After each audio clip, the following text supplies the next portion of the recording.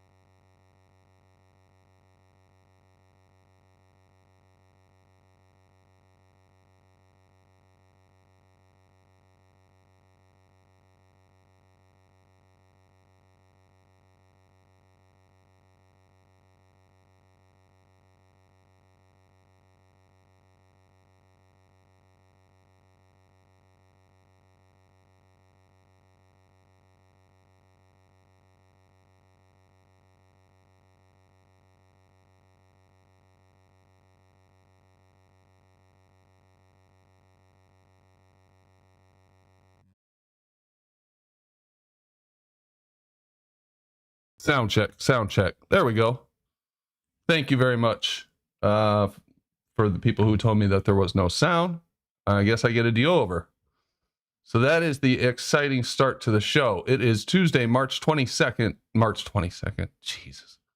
March 2nd, 2021. Hope everybody's doing good out there. Shout out to the chat. Ian Adams, Dan Morris, Page 42, Bill G, Chrissy Heavey, Cleary, Hobbs, Ian Adams, and Don Gios. Many more to come, I'm sure. Hope everybody's having a good night. Welcome to telepathy, says Cleary. Yes. Did you hear what I was thinking? I probably shouldn't have asked that, but anyway. Okay, good. You hear me? Awesome. I am glad I got that fixed. Anytime I touch my mic, it screws up. Just so frustrating. But anyway, so what do we got going on tonight? Ranty's coming in to talk about something. And then we're going to continue to go through the 100 proofs. I think we left off at like number 6 or something last night. We'll see how far we get in that. I did unmute Paige. Not Paige. Got Paige on my mind because of her comments in the chat. I unmuted Rumpus. And I did not confuse you with Rumpus. I promise you that. We're going to continue with this 100 proofs. We'll see how that goes. And who knows what will happen after that. Hopefully it's a good night. And what am I supposed to do right now? Why am I so out of it today? That's right. Okay. So, put the donation link in the chat. Maybe you need a week off. Yeah, no shit, Chrissy. I should take, you know what? It is about time. It's been a couple months. I probably should take some time off. That is an excellent suggestion, Chrissy. Probably not right now though. But anyway, there's the link. And any support is welcome. The best support you can give the show is to come on into Discord, show us some, I don't know, some evidence, an argument, a presentation, some footage you took, whatever, or just come in and chat. The link is in the description for the videos, so just click on it in that, and we'll help you after that. You can come in and meet our professional baller trolls. We have an endless supply, so if you're looking for more trolls, that's the place to be. But no, actually, there's a lot of good people in there too. So yeah, come on in. Anyway, what else we got going on? I don't know. We'll find out. Why don't we go talk to Ranty and see what's going on? What up, man? Hey, how's it going? Good. How are you?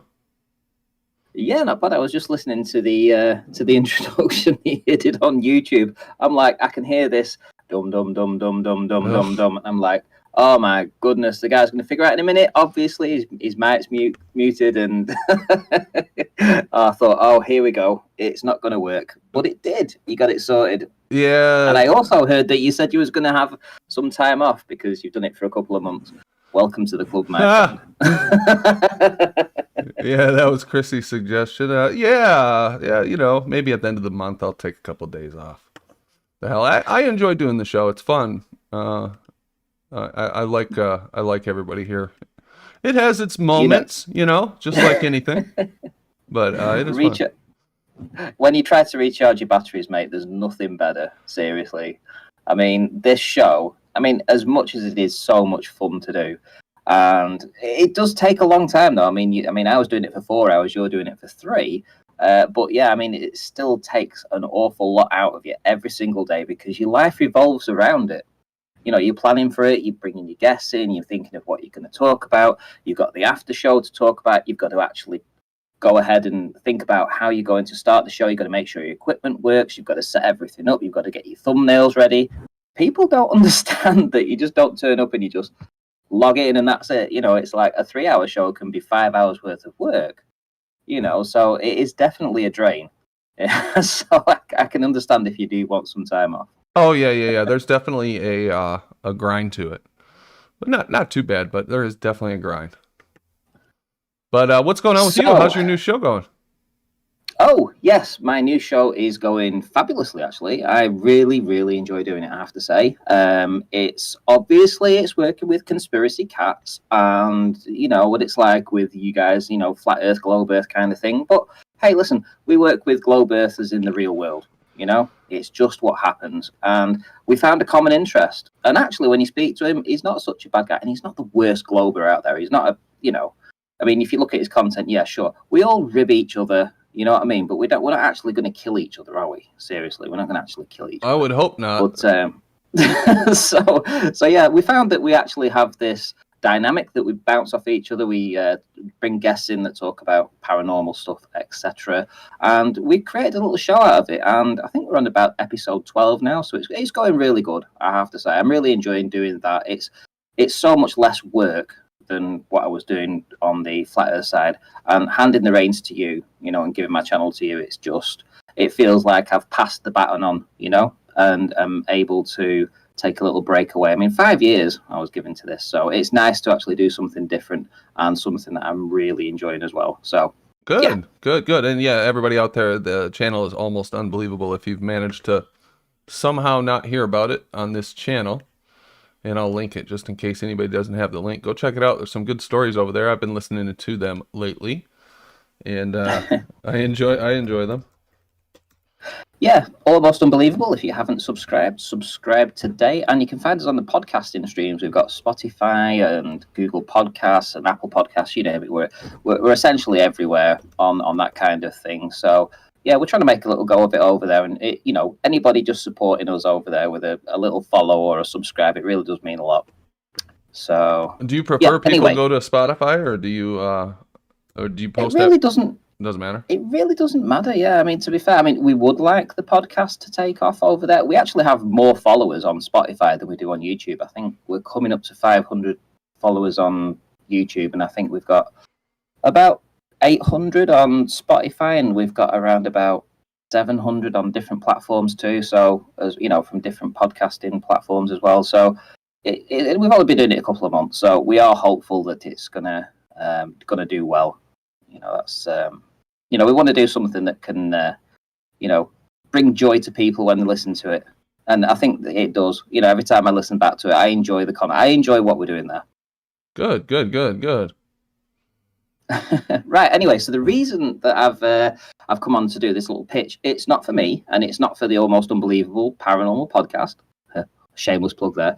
But it's not for that. But it is actually for Travis. You know Travis. Travis, Aether band boy, with his Aether stuff, and he's done or he set up a GoFundMe, and I know that. Listen, talking about this stuff, it's really kind of, you know, it's embarrassing, to be fair. You know, when you have to talk to people and say, hey, listen, I'm asking the community to help me out in a situation that I found myself in or something I want to do. And it is embarrassing to talk about it. It has to be said, you know, it really is. And I have no problem with talking on Travis's behalf, because what he's decided to do is he's decided to take a little bit of time off work, and he's going to be doing a series of tests and series of drives to go and do some observations in different places, including Pontchartrain and stuff. And, you know, he wants the community to help him achieve that goal of being able to put fuel in his car and put him up for a few nights where he's actually going to these places and doing these observations and stuff. So he's going to be traveling quite a lot, and he's going to be putting the legwork in. And if you followed Travis, if you followed the work that he's done, he's already spent an absolute small fortune on this kind of research in the past, you know, going to different countries and doing all this in the past out of his own pocket. But he's not working currently, and he still wants to be an active person in the community doing this research and getting out there and doing it. So I'm pitching on his behalf for you guys or whoever's listening to perhaps look across at his GoFundMe. I'll post a link in a minute, or I'll share my screen and you guys can read it yourself if you like. And yeah, he's trying to raise $2,500, and he's needing that for obviously for fuel, for living expenses, etc., etc., etc., so that he can go out, he can do his photography. He doesn't have to worry about him not being able to pay his bills, because he has this spare time and he's willing to go out there and put that spare time to good use. Do you know what I mean? A lot of people aren't willing to do that, but Travis is willing to put it all on the line and go out there and do it. So I'm more than happy to pitch on his behalf to you guys, to my community, the community that I've been here for 5 years with, and say, hey, listen, Travis is one of you guys. You know, if you've got £5 or $5, you know, to put towards this, you know, I'm sure he really would appreciate it.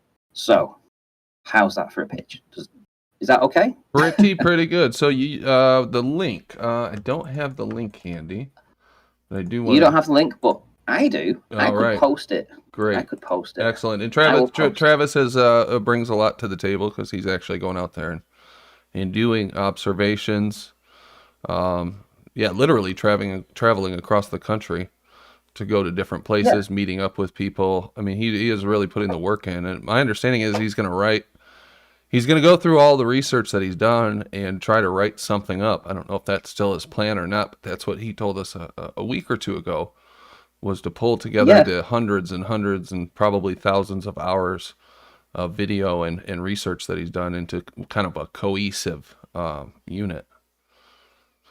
Yeah, a lot of people don't understand a lot of things behind the scene that goes on too. So Travis is doing all that behind the scenes. So he may have talked about it, but essentially he's still putting a lot of time in behind the scenes with this kind of endeavor, which is to put something out there physically on paper, or, you know, or on a book, let's say, to actually say, hey, this is the work that I've done. This is what I've found. This is, you know, this is what my analysis, you know, leads me to believe. And this is a lot of work that a lot of people do. I'm sure you talk and spend many hours as well behind the scenes, not just doing your show, but also talking to other people and doing the research. It's what a lot of people that are really active in the community do. So I have no problem in saying that I believe Travis is going to stick to his word and do this. And I know he will do it. I know he'll go out. I know he'll put the time in. He's done it before. He's got a track record of doing this. So if anyone in the community can afford to help him, and I'll be giving him some money tomorrow too. I'd like to give it him today, but my bank balance is like 17p. Tomorrow it's going to be a little bit better. So tomorrow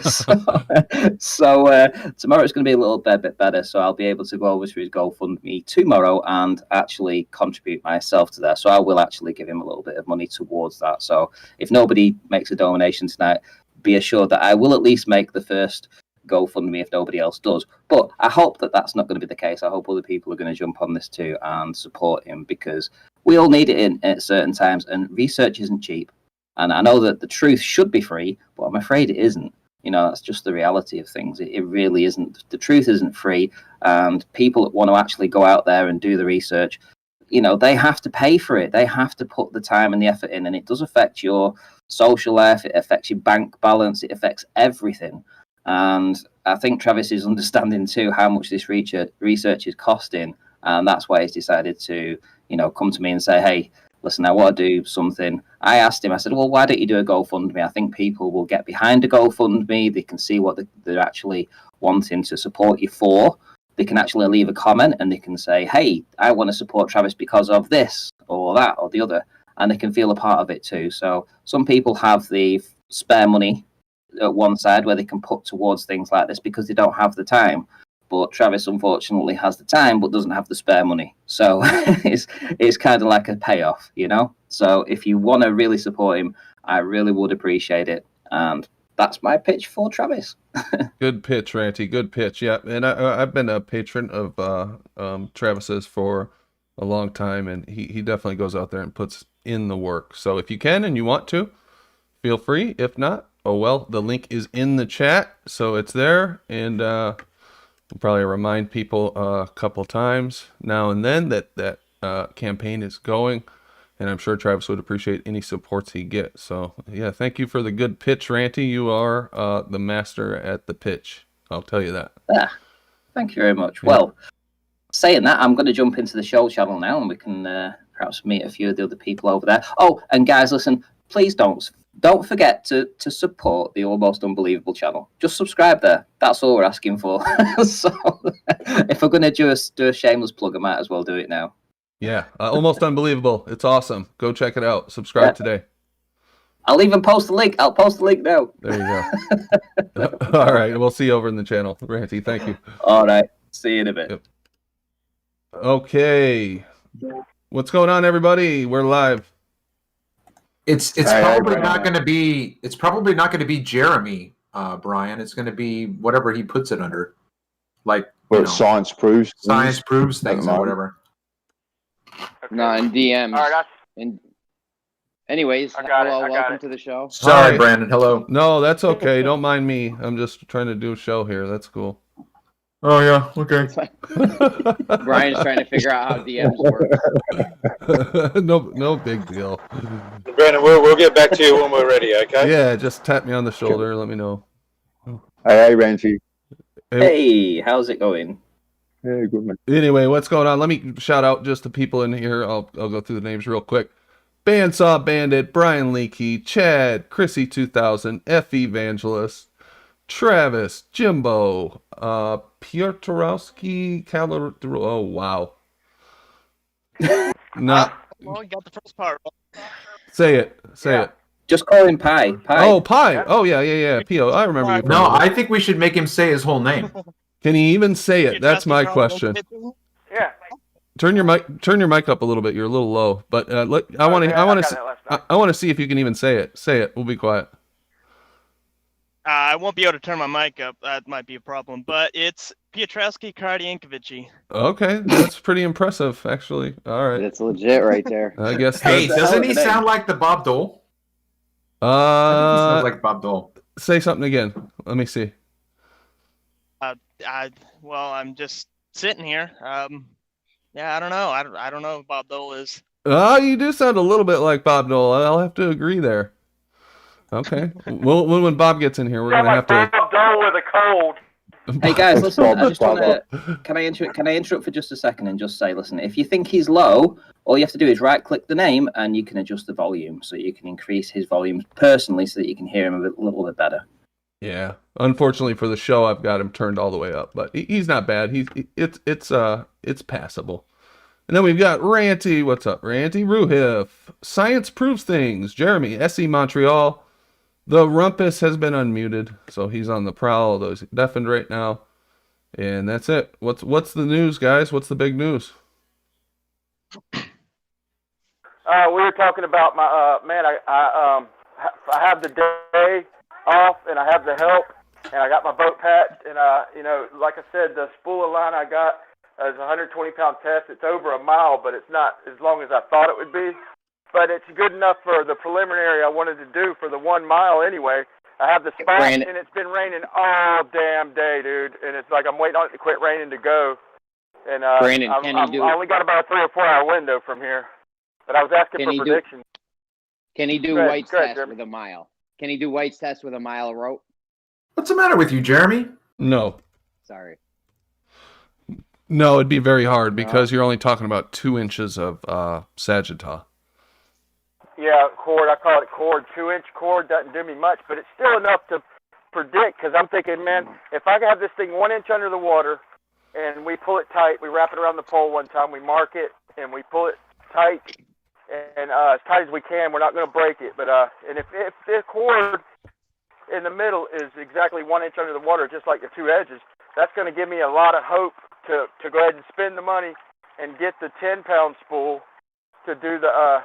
To do a further distance, But what if it's that's why I was asking for predictions, man. Because if I do long story short, okay, if I do 3 miles, I have about a little, let's just call it a 2 foot, it's close, but a 2 foot cord. Okay, then I can sink it down 1 foot, pull it tight, like snatch it tight, get it just most of the sag out, and sink it down 1 foot in the middle, where on the ends it's right just barely under the water, just barely breaking the surface of the water under the water. We snatch it tight.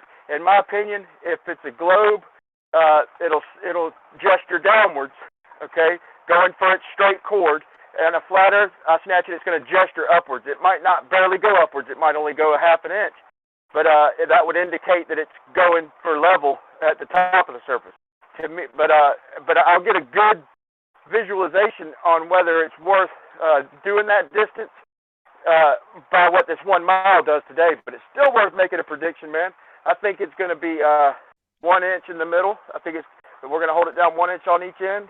I think when we tighten it, it's going to be exactly 1 inch in the middle.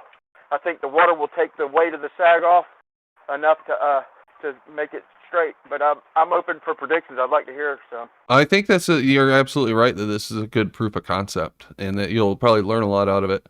I'll make a prediction. I think that the water is going to play havoc with you, and you're going to have trouble pulling it tight.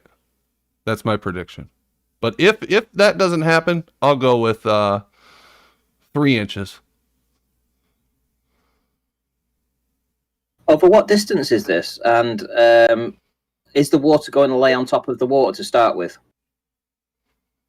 It's going to be 1 inch under the water on each end, and it's 1,800 yards. Right. I just Under pulled the my water. prediction out of my ass, by the way. I have no idea why I guessed 3 inches, just in case anybody was wondering. I still think the water tension on the top of the water might be quite tough. It might snap the rope, it might snap the line. But if it doesn't, good luck. How are you going to keep it 1 inch under the water? Are you just going to? How are you going to measure that? We got some 12-foot poles and a little ladder and and sledgehammer, a big ass sledgehammer, dude. And we're gonna pile drive the fucking pole down about 10 foot underneath to make sure that they are super stable. And we might not be able to get them back without a fight, but and we're gonna mark. I'm gonna record this much. I'm gonna mark 1 inch down on the pole and make a mark and put a piece of tape on it. And we're gonna wrap it right there at the end. And I'm gonna have one person on each end on that mark, 1 inch below the water. And they're going to be communicating with me. I'm going to be in the middle, filming what happens. We're going to do it above the water one time, but I'm only going to have a few feet above the water. So I'd like to hear predictions on that. If I drive it down 9 foot, I'll have about let's just say 3 foot on top of the water. Does anybody think that a 120-pound test will make it without touching the water in the middle, 3 foot above on each end? I have no clue. I think it will. I think you can get it up off the middle. I think you'll be able to get it up off 1 foot on each end. Yeah, well, 3 foot off each end. I predict it'll be about 1 foot of sag over a mile. That's my prediction. I'm open for others though. You got no winch or nothing?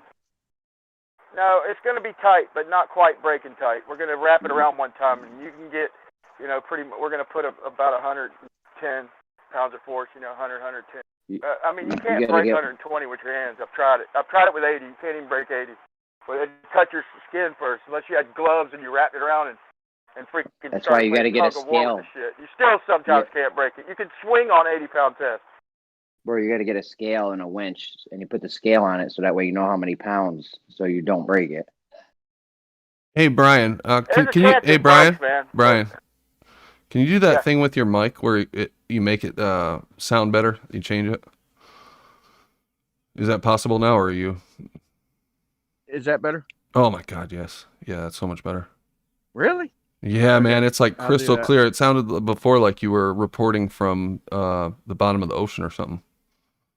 See, man, I thought sometimes my headphones are clear and sometimes they're not. But in this circumstance, they are not. So yeah, I'd like to come in clear. But I think, man, my prediction is, man, I think everybody could take a stab at this. I think with a fairly tight line, just tight enough where it doesn't break, as tight as we can get it, just wrapping it around the pole one time and kind of winching it.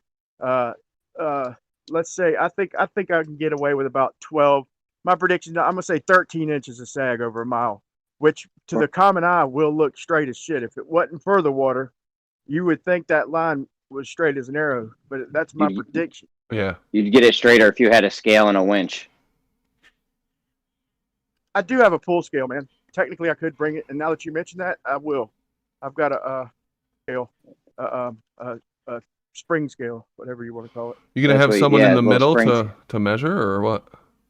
Yeah, I'm gonna be in the middle, man. Okay, all right. Rumpus gave you a compliment. To me, man, if in the water, if the line kind of floats, I'm gonna do a little demonstration with that right when I first get there. First thing I'm gonna do is show the measurements down on the pole after we drive them. No need in filming and driving poles, but and I'm gonna show what the line does when I just roll out 100 yards and just let it free float on the water. And I'm gonna show that, and it just kind of eventually sinks. It kind of floats. It doesn't just drop, and it doesn't float forever either. Sure. It just kind of trickles down, like, just, you should be good. It's pretty buoyant, man. Yeah, that should be good. Yeah, it should be good. Hey, Tony V. But it won't stop raining, Brandon. It won't stop raining, man. I'm like chomping at the bit here, man. Of course. Yeah, you definitely can't do it in the rain. That'd be a nightmare. Tony V, who's a amateur Coast Guardman, says, "Hey, Brandon, can you ask him, has he cleared this with the Coast Guard? Or I'm pretty sure they don't allow someone to hammer in 12-foot pylons into the ocean bottom or river, wherever." Private property. Now, see that, Tony? Private property. So he already thought of that. Does private property allow still sticking like in a river or something? Well, let's just say this then. I'll just tie off to their pier, But if there's barnacles and shit, man, it's just gonna be a pain in the ass. But for legality's sake, I'll just tie off to their dock. Oh, it's not someone you know? Is it someone you know, Brian? Yeah, it's someone I know. Oh, okay. Yeah, it's my roommate's in-laws, actually. No one's gonna notice a 12-foot pole stuck in the river anyway. So. Yeah. No, dude, it's just like a pole. It's like a pole holder. But since he said that, that does kind of indicate. I'm not worried about sticking a fucking pole in the water. I mean, that's kind of. But as far as leaving it there, though, yeah, I don't want to leave it there, man. Just in case. I would want to pull it just for courtesy's sake, But it'd be a good pole holder for anybody who came afterward. Yeah, right. But yeah, I'll pull it out just for courtesy's sake. Yeah, that's good. Be a good steward of the environment. Yeah, you've always got to pull out for safety's sake. Who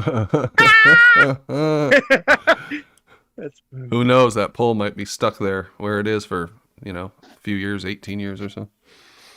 Hey, Ranty, remember when I asked you if there was a chance you were caught in the mud in the middle of that line you pulled over that big little that lake? Caught in the mud? No. Yeah, well, because I did that. You said it. It was pretty hard to get the line up out of the water. Yeah, it was.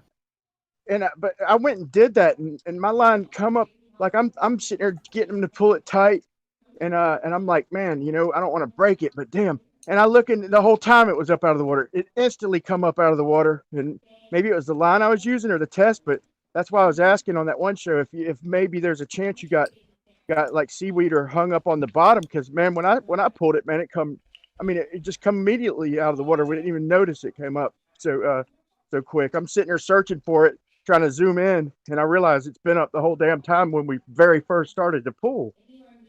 No, it was quite tough when I tried it. I was having to pull back and put all my weight into it to lift it out, and that was only over, I think it was 100 meters or something. Really? Yeah. Man, when you got it up out, man, that's crazy. What do you remember the line you were using, or the pound test by any chance? No. And there's I've got no it. I chance have that it got. was in the mud on the bottom, or No. There's no way. that is No way weird. it was on the bottom. No. That is weird, man.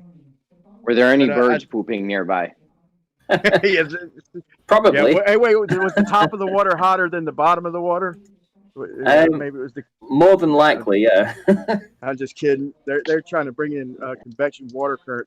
Now I do agree that that water out there, big bodies of water like that, will never be completely still. But I'm hoping Brandon's wrong on that. I'm hoping that I don't play hell in the water, because we're not going to be directly in the current. It's like a little bay, kind of like a whatever you want to call it, like a kind of like a lagoon that's attached to the river, but it's off the cut. And I was going to try to dug a trench. Still tide, right? You should have dug a trench, bro. Yeah, I know, but I ain't got the time or the back for all that right now, man. Work's been real good. 1 mile, you could have got that done in like 20, 30 minutes top. Trust me, I've probably dug enough trench for 100 people in my life, man. All I've done my whole life, dig barren walls, footers, and shit. I've done that since I was like 10 years old, to be honest. Flights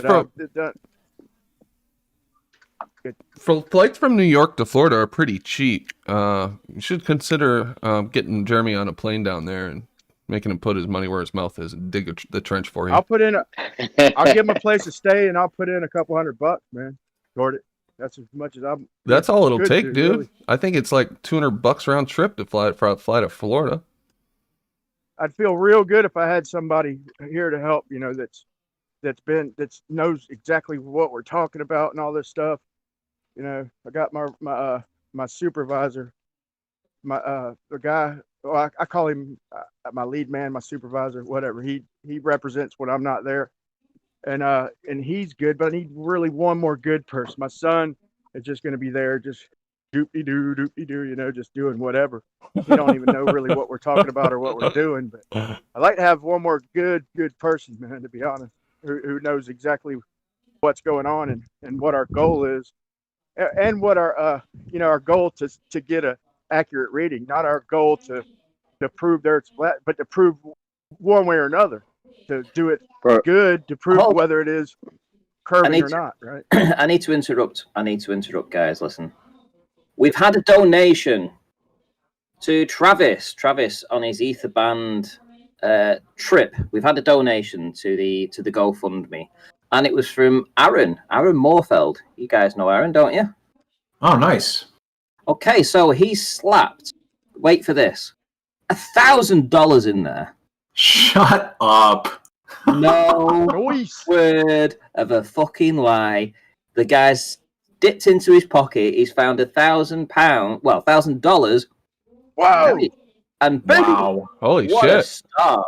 Holy shit, man. Shout out Aaron. That link, you need to share this link, man, and show it on screen for everyone. Aaron who? Aaron Moorfield, you say? Yeah, Aaron. He's face one when he comes in. Aaron. Our buddy Aaron?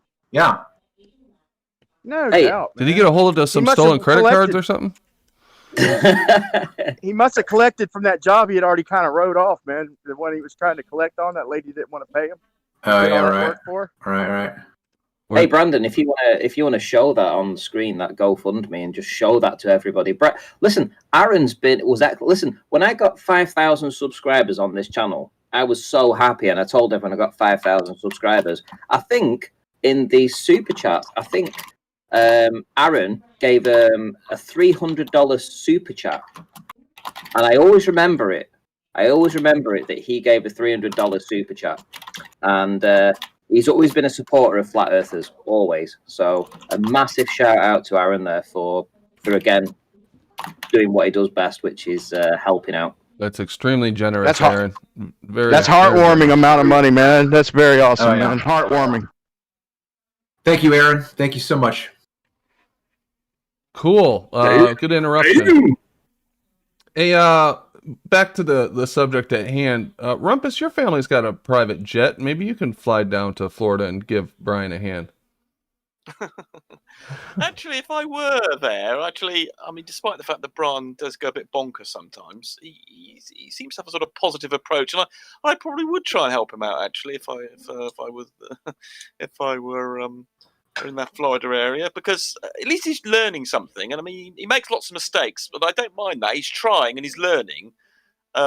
And that's good. So hopefully, I think because Brian's exploring the truth. This is what's great about Brian. Even if he's a bit of an idiot, he's actually trying to learn things. What the hell?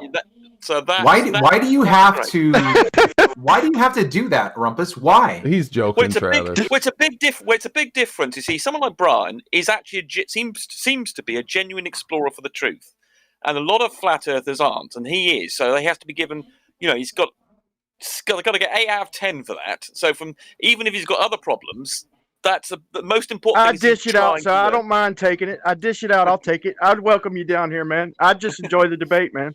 It ain't nothing personal, and also I like Brian because he's invented apparently a perpetual motion machine, and we're going to get $1 billion out of it. And I'm chief executive. I think Dean was the treasury financial officer, and we had one other guy who was our chief executive. So we're still waiting on that, but that's apparently in development.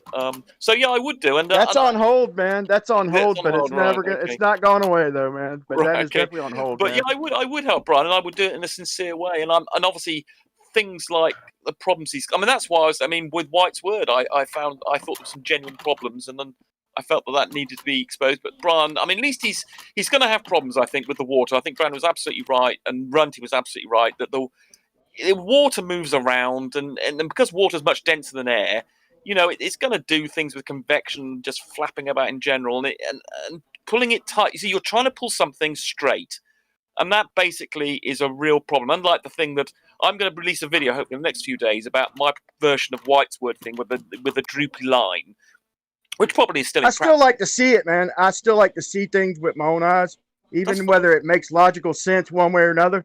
It helps me to see it, man. So that's indeed. I appreciate that's the way you work. That you don't like theorizing and modeling, whereas most sort of professional engineers and things, they tend to model it with maths and then say whether it's going to work or not. But I appreciate from your point of view, you're sort of practical person. You like to see it all happen in front of you and then learn from that. And one thing I think we can both agree on is sometimes the scaling. Sometimes math and engineering and architecture doesn't marry. They don't always marry when it comes to scale. I think we could all agree to that.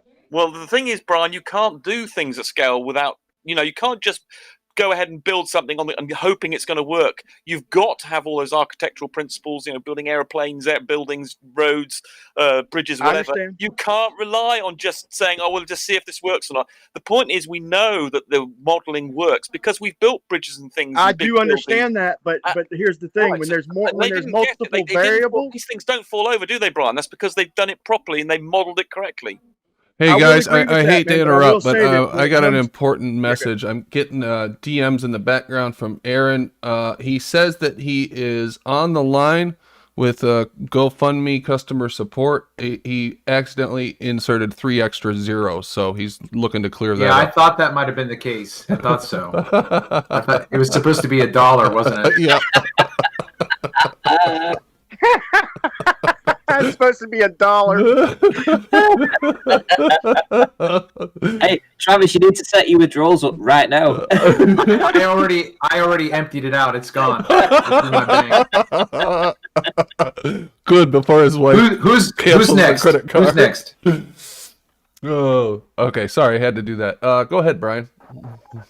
No, he meant to make it 10,000. No, but what I was saying is that it's when it comes to scaling, when you have multiple variables. And I know they do more with modeling and all that, and the more they do demonstrate, the more they learn with the. But when you have multiple variables, there is sometimes and there's almost always discrepancies in the scaling when there's multiple variables. So that's my point. That's why I like to see you have to build in some redundancy. But the point is that they've built buildings and they've got them right first time. Buildings that are, quarter mile high or more, bridges that are, incredibly long, and big things and aeroplanes that you just can't afford to find out by They trial get and them error. wrong also. Buildings collapse and airplanes fall down. Yeah, but that's due Often to from engineering defects. Yeah, but Cars within the roll realms over of from that that's due to engineering. very tiny things that you can't predict. So-called modeling acts of something God. is no guarantee. Well, let me give Rumpus a challenge real quick. Let me challenge Rumpus. Okay, so Rumpus, what is your prediction as far as we get this this 1,800 yard, just call it a mile. Right. Exactly 1 mile, 120 pound test, monofilament. Right. Huh? Yeah, right. So I'm agreeing Yeah. with you. I'm just telling you I'm taking it on board. Yeah. So we how high are the ends going to be? What's the minimum amount of sag will I have in the air? Okay, my prediction was 13 inches. I think in the I air. think on either end, 13 inches off the ground. I think over the water. I think that's about how much sag I'll have over a mile. Right. So sorry, I thought you were doing this in water, Brian. I am. But before we do that, we're just gonna. You want to know about the air? Okay, I can give you the formula for that. I can actually do the calculation if you want me to. If you tell me what but run the numbers too, because give me the formula so I can. I've got the formula. Apply that to other so I can run the numbers. Yes, I can do that. But I need to know two things to do that.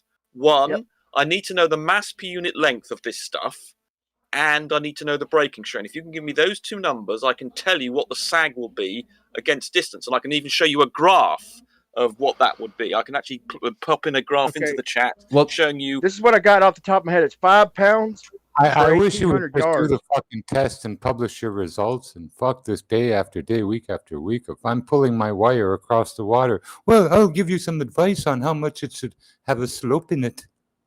Why are you being such a git? He's doing something. He's doing a damn sight more than you are, Jimbo. He's doing it right now. About pulling your wire, Ruhif, I'm sure. Hold on, Jimbo. Hold on, Jimbo. He's doing it right now. The guy's there doing the test right this minute. He's just waiting for it to stop raining.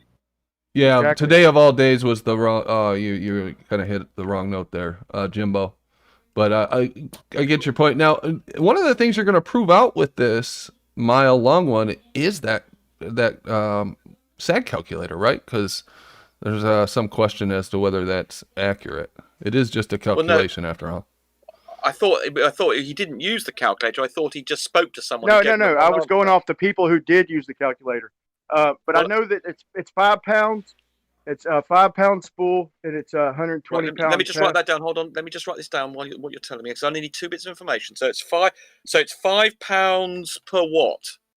Per 1,800 yards. It's 5 pounds over 1,800 yards. Oh no! You're telling me this goes 1,800 yards and it only weighs 5 pounds? Yeah. Okay, I'll work out what the mass per unit length is for that one. So we're absolutely sure about this. It's 1,800 yards. You can check my video. I took a picture of it. Well, okay, because this is the problem we had before with the other thing that my test I was proposing when we had a look at this spectral line. We had some problems. Look, I'm gonna show you. Hey, I'm gonna put it on screen share. I'm gonna put my phone on camera and show you real quick, Rob. Okay. Cool.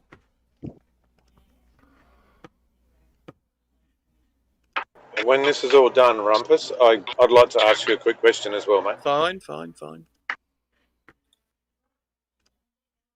Sharing Brian's screen. All set. Right. All right, hold on 1 second. Oh. Turn the camera. How do I?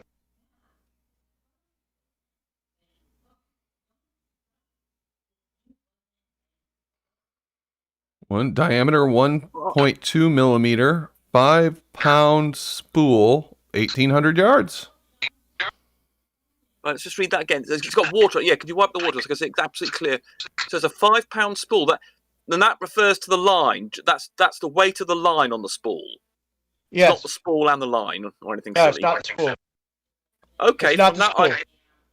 I can work out what the mass per unit length on that is then. Okay. You seem surprised. Do you think it's too low or too high, Rumpus? I'll put it in my thing here. What the hell that is? But I must admit, I'm not as au fait with this as other people. So that seems to me quite light. But I would have thought, okay. I mean, I might be. I'm not. I don't know. I'm not experienced in looking at these things, but just looking at that thing, 5 pounds 800 yards. Gosh, that seems quite low. I'd have thought it'd be more. But anyway, when I put the calculation in here, we will see. No, so what's the breaking strain on that? Fishing line. It's not rope. Who's got some crazy feedback? Brian, go on mute. Brian, what's the breaking strain? 120 pounds. 120 pounds. Right. Some pretty strong line. What is that typically used for, Brian? That is quite strong. Yes, that is. It's for deep sea fishing, trolling and shit, catching marlin, shit like that, small sailfish. How much did it cost you? And what? Man, I got it for $50, man. That's why I jumped on it. But I thought 5 pounds would be like 2.5 miles personally. But it turned out 120 pound test, 5 pounds only wound up being 1,800 yards. But that's okay, $50, man. I need to spool my lines anyway. Cool. Those are the poles? Yeah, these are the poles. They're heavy. I don't know if you could hear this, but look. Now that I see they're pretty heavy. So I got everything set up. As soon as it stops raining, man, I'll be there in like 5 minutes, man. Or really about 10 minutes. Now that I see them, I don't think Tony's concern about the boats in the water is so stupid. Boat hit one of those, that would fuck it up. Yeah, it's going to be, both points are right there by the shore, but still, yeah, I'll pull them anyway, just for the sake of leaving it how I found it. You might want to put like a orange thing on the top of it, like a tie on there so people can see it. Somebody comes through with a jet ski or something. They don't miss it. Yeah, I don't think they could get to it anyway, but we're going to be manning it at all times, and it'll be manned. But yeah, that's a good idea. I will mark it off anyway. Why not? Yeah. But does anybody have any predictions besides the calculator? What the sag will be over a mile, over 1 mile?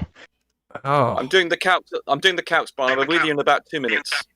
Roger that. I figure it'll have a weak point and snap before it's taut. Over 1 mile, you think it'll snap, Jimbo? Yep. I'm gonna go with what did I say? 3 inches. I'm actually gonna revise mine and go 3 feet. Yeah, no, you said 3 inches in the water, which is a fair guess. I guess in the water, I'm guessing that it's going to be 1 inch down. We're going to be 1 inch down on each end, and I guess that it's going to be 1 inch in the middle. You guess 3 inches in the middle. That's a fair guess underwater, and so I guess it's going to be exactly 1 inch, and I guess 13 inches over in air. That's just my guess. Okay, and you're going to do both under the water and over there, well, provided it doesn't break, I guess. Yeah, we're not gonna break it, man. You can't break this shit, dude. Okay. Not without tools. If the line's being supported by the water, there shouldn't be sag, should there? Well, that's why I guess 1 inch in the middle, because that's exactly what it's going to be on each end. So that's my guess, and I'm optimistic, but we'll have to see it, though, right, Brian? I think the only thing you might get is a little bit of stretch. Yeah, it is going to stretch. That's a good point.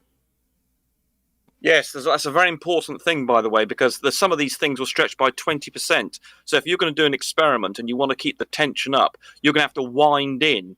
If you've got something like a kilometer, you're going to have to wind in about 200 meters worth of line. Right. All right. Well, while Rumpus is doing this calculation, why don't I read one of these 100 proofs, and then we'll come back to him after this one. Okay. Here we go. Number 7. If we take a trip down the Chesapeake Bay in the daytime, we may see for ourselves the utter fallacy of the idea that when a vessel appears hull down, as it is called, it is because the hull is behind the water. For vessels have been seen and may often be seen again, presenting the appearance spoken of and far away beyond those vessels, and at the same moment, the level shoreline with its accompanying complement of tall trees towering up. In perspective, I'll tell you what, the punctuation in this is so weird. In perspective, over the heads of the hull down ships. Since then, the idea will not stand its ground when the facts rise up against it, and it is a piece of the popular theory.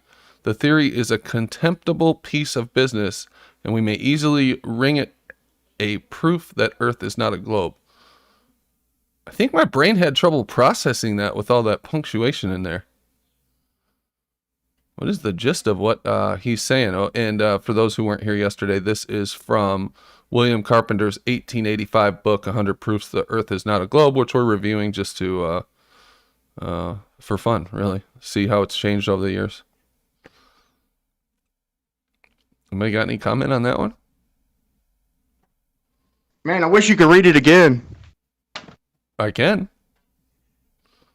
If we take a trip down the Chesapeake Bay in the daytime, we may see for ourselves the utter fallacy of the idea that when a vessel appears hull down, as it is called. What's that mean, hull down? That means like if it's coming to you, that means like it's going over the curve. The hull's the back. So if the hull's down, then the front is up. So like it's angling. Yeah, what does that mean, man? I mean, it means the hull. That's the back. Does he say it's going away or coming to us? Daytime we may see. Hold on, I think he gets to that part. The vessel appears hull down as it is called. It is because the hull is behind the water. Yeah, I think he's doing the same as what we're witnessing with the boats disappearing hull first. Yeah, okay. I see what he's saying. In other words, before a boat planes out and levels out, the hull is always down until you get to speed. So yeah, so that could make it appear, especially like Chesapeake Bay or somewhere where Travis is at. He probably gets a lot of that where the back of the boat is appears lower than the front. Yeah, this might clear it up too, now that I read this part again. For vessels have been seen and may often be seen again, presenting the appearance spoken of and away, far away beyond those vessels, and at the same moment the level shoreline with its accompanying complement of tall trees towering up in perspective over the heads of the hull down ships. I need the text. Can you share your text, please? Oh, yeah. I'm sorry. No, I'll share my screen. I didn't realize it wasn't. Man, he mentioned the waves behind it. That's almost like a 18th century black swan, if you will. But listen, guys, listen. Listen, no one with an unaided eye, even at 3 miles, has any ability to have that accurate of eyesight. You can't do it with your naked eye. It has to be as a result of a mechanical device, Oculus. So, I mean, these claims can only be justified with the aided eye. But I need to look at this again because I really want to understand. If we take it, I don't want to read out loud. Yeah, it's on the screen, but I see it now. Yeah, I think whoever said that is right. Black Swan, like an 1800s Black Swan he's talking about. What's up? Let me know when you're ready, up, Rumpus. You moved it. Can you go back to 7? I was trying to read it. Sorry. Thank you. But since we mentioned that, even still, I got to give QE his props for the way he vocabularized that argument and the way he put all the emphasis on the refraction, kind of debunking the radius in the first place. I mean, I got to give him his props as much as got to give QE a shout out on that one, man. That was genius.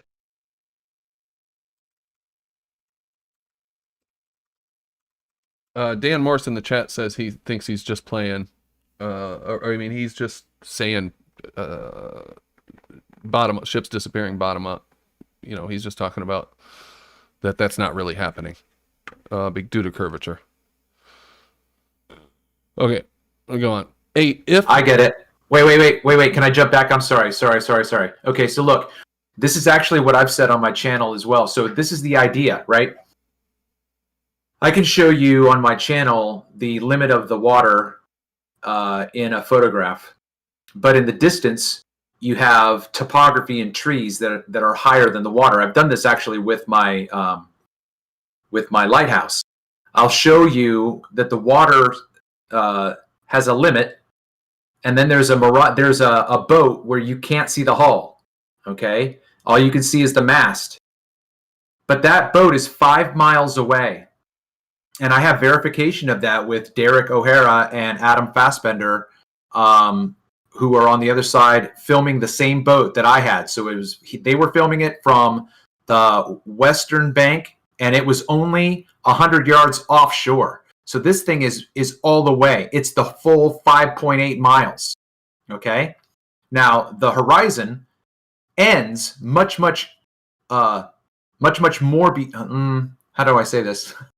Ends before the boat, obviously. So he's saying that it's an utter fallacy, the idea that a vessel appears hull down because the hull is behind water. So he's calling hull down. You can't see the hull. And that's when I say in my show, where the hull is the hull. But I've also shown that beyond that boat, you got people walking just above the shoreline. So you would have to have an undulating surface. You would have to have the curve drop down and then the shoreline come back up. So that's what he says at the next part. He says, 4 vessels have been seen and may often be seen, again presenting the appearance that they are behind the curve, but at the same time, the level shoreline with its accompanying complement of tall trees towering up in perspective over the heads of the hull down ships. So you've got, it's almost like you're looking in the desert and the topography dips down, and so then you lose something because it's behind topography. But then you've got a mountain or something up farther in the distance that's higher up. So that's the idea. The idea is it's claimed that when you can't see the hull, it's because the curve is there. Oh, really? So how do you explain that in the distance you got a boat farther up, farther away in perspective? It's exactly what we were talking about the other night with my footage, Brandon. Remember the 2 boats that were right there? One of them was right there on the beginning of the band. Yeah. And then the Southern Cross was farther. We know that is simply perspective. You wipe away the mirage, you wipe away the refractive phenomenon, and everything looks normal. That's what it is. Yeah, makes sense. All right, 8. If the Earth were a globe, a small model globe would be the very best, because the truest thing for the navigator to take to sea with him. But such a thing as that is not known. With such a toy as a guide, the mariner would wreck his ship of a certainty. This is a proof the Earth is not a globe. I like this one. Why don't they have a little globe with them when they go out to sea? He's saying, how come they use flat maps? Sorry guys, I just jumped in here trying to figure out, get a little catch up. Well, What's I going don't on? think that really works, because why wouldn't they bring a flat map centered on the North Pole then, if you want to be accurate in that sense?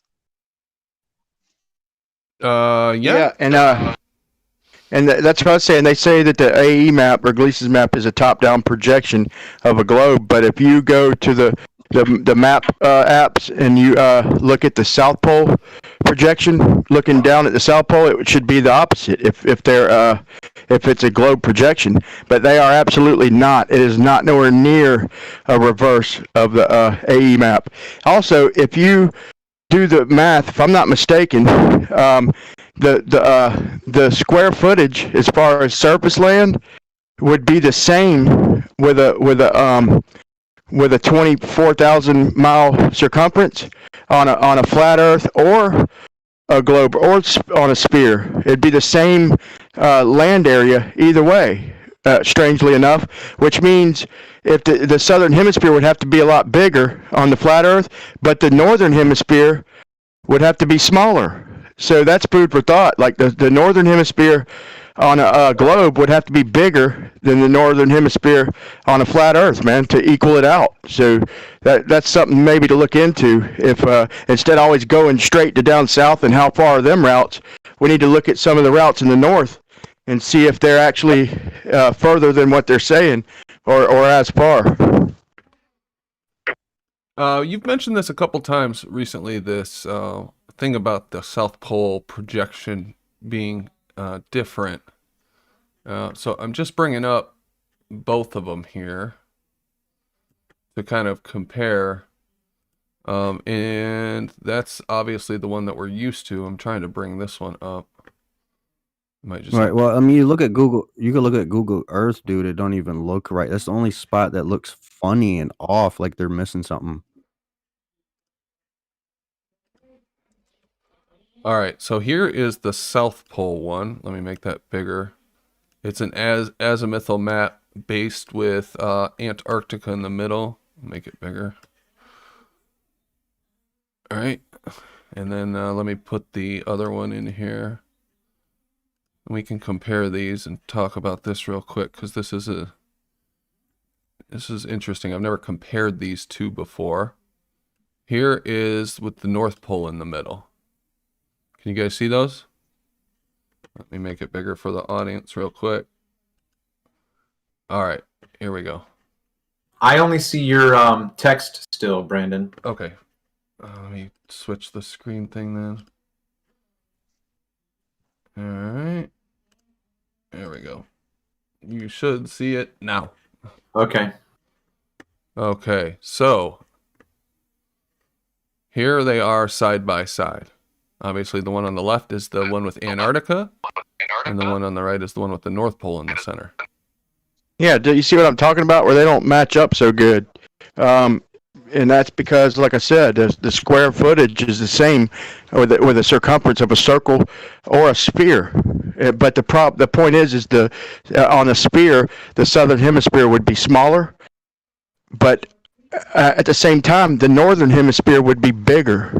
So we need to start, and I think we can get better measurements in the north, and that's something that's never mentioned. And I'm like, why is that never mentioned? Because I think we got better, more accurate measurements in the north, and it'd be something we could probably check a lot more readily. You know, we could check sizes from the north better than we can the south. But it's funny how, yeah, you see what I'm saying? The AE projection is not a top-down projection of a globe. Not exactly. Would you agree? I don't know. Why do you say that? That it's not? I mean, obviously, I don't think it's literally a top-down projection of the globe. Maybe the globe model, but it could be that the globe I've heard model that. I've is heard a them say projection of the flat Earth of some kind of transfer of it. I can't believe you hadn't heard where they say the AE map, that's just a top-down projection of the globe. You know, I hear that all the time when I'm talking about the maps and stuff. You know, they're acting like that's just a globe, and that's how they mapped it out. And that all that is a globe, which is crazy. It's exactly opposite of that. They mapped the globe. They made the globe from the AE map, not vice versa. Yeah. Okay. Yeah, this is obviously ridiculous. Look at the size of these continents, but this one is, you know, it's not that far off, right? Would you agree that if they don't have all the lands on there correctly, things will be off anyways? Like the north? Yeah, if there's something incorrect here, say maybe there's more space up here, or this is actually wider distance than what they've got in here, or who knows, something could definitely be off on here. There's more space here, or, you know, how do we know? I can't actually look at the screen I'm driving, but I do know that like the continent of Africa can fit like America and like South America all within it, and is significantly larger than was portrayed on normal maps. I don't know if that affects anything at all. I can't really look at the screen. Well, Africa on the AE map does look like it could fit all of North America in it. For sure. North America plus like a whole host of other countries. I don't remember exactly what they were, but it's always like severely underrepresented in like what you usually see in a normal map. Okay. All right, so it's interesting. That'd be a good thing for somebody to look into. Hey, Brandon, have you ever seen that clip that's out there from the West Wing back in the 90s? No. What's the clip about? I'm putting it in I'm linking it to you right now in DM, but basically, you know, the West Wing is a story about White House politics and, you know, office politics and all that kind of stuff. So there was this one group that wanted to appeal for attention to maps, and they go through a breakdown and truth drops on how the maps are distorted. It's really it's really good.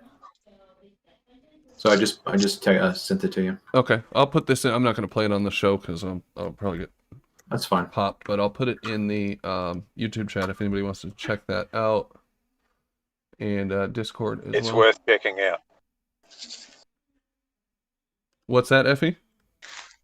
It's worth checking out. It's a good clip. I actually saw it back in the day when I used to watch The West Wing, and it, even back then it spun me out. They basically just admit that the maps are all wrong. I think I have seen this Yeah. in somebody did a video on this before. I think I have seen this, but it's been a long time. I'm gonna have to watch it again. Yeah, they said that Africa is 14 times bigger than Greenland. 14 times bigger than Greenland. Yep. Yeah, it's kind of the point that the maps are severely distorting all the continents. If you look at the AE map, that definitely makes sense. It actually makes Africa look more than 14 times as big, I guess, depending on how you measure it. Right, but man, I'm telling you, they're missing the north, dude. I think that affects it big time, not having the north in there. You think the there's extra accurate space north. around the North Pole? Yeah, 4 rivers. Yeah, definitely. Looking at older ancient maps. Yeah, I posted it in the chat. I tend to think that there's something like that going on too.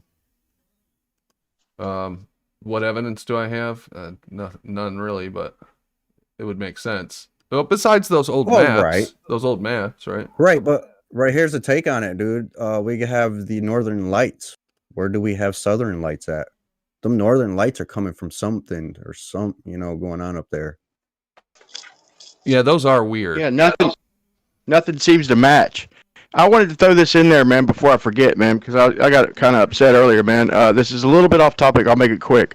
I was talking on Jose's earlier. I joined for a minute, and they were talking about the sun and all that. I just posted a video in your chat because I was talking about atmospheric magnification and how the experts, okay, they don't claim it's a flat Earth or nothing, but the experts and as well as meteorologists claim that the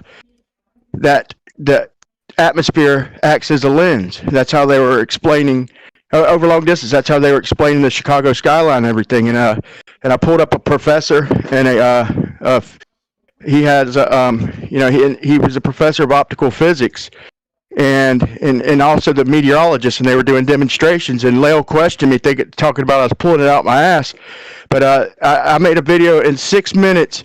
It explains, and shout out to Rob Skiba. I stole some of his work. Well, I just demonstrated his work, but it shows how the sun doesn't shrink in size due to atmospheric magnification. It shows how we can get some bottom-up obstruction. It shows how we get sunlight shining on the bottom of clouds, and it shows all 4 of them things.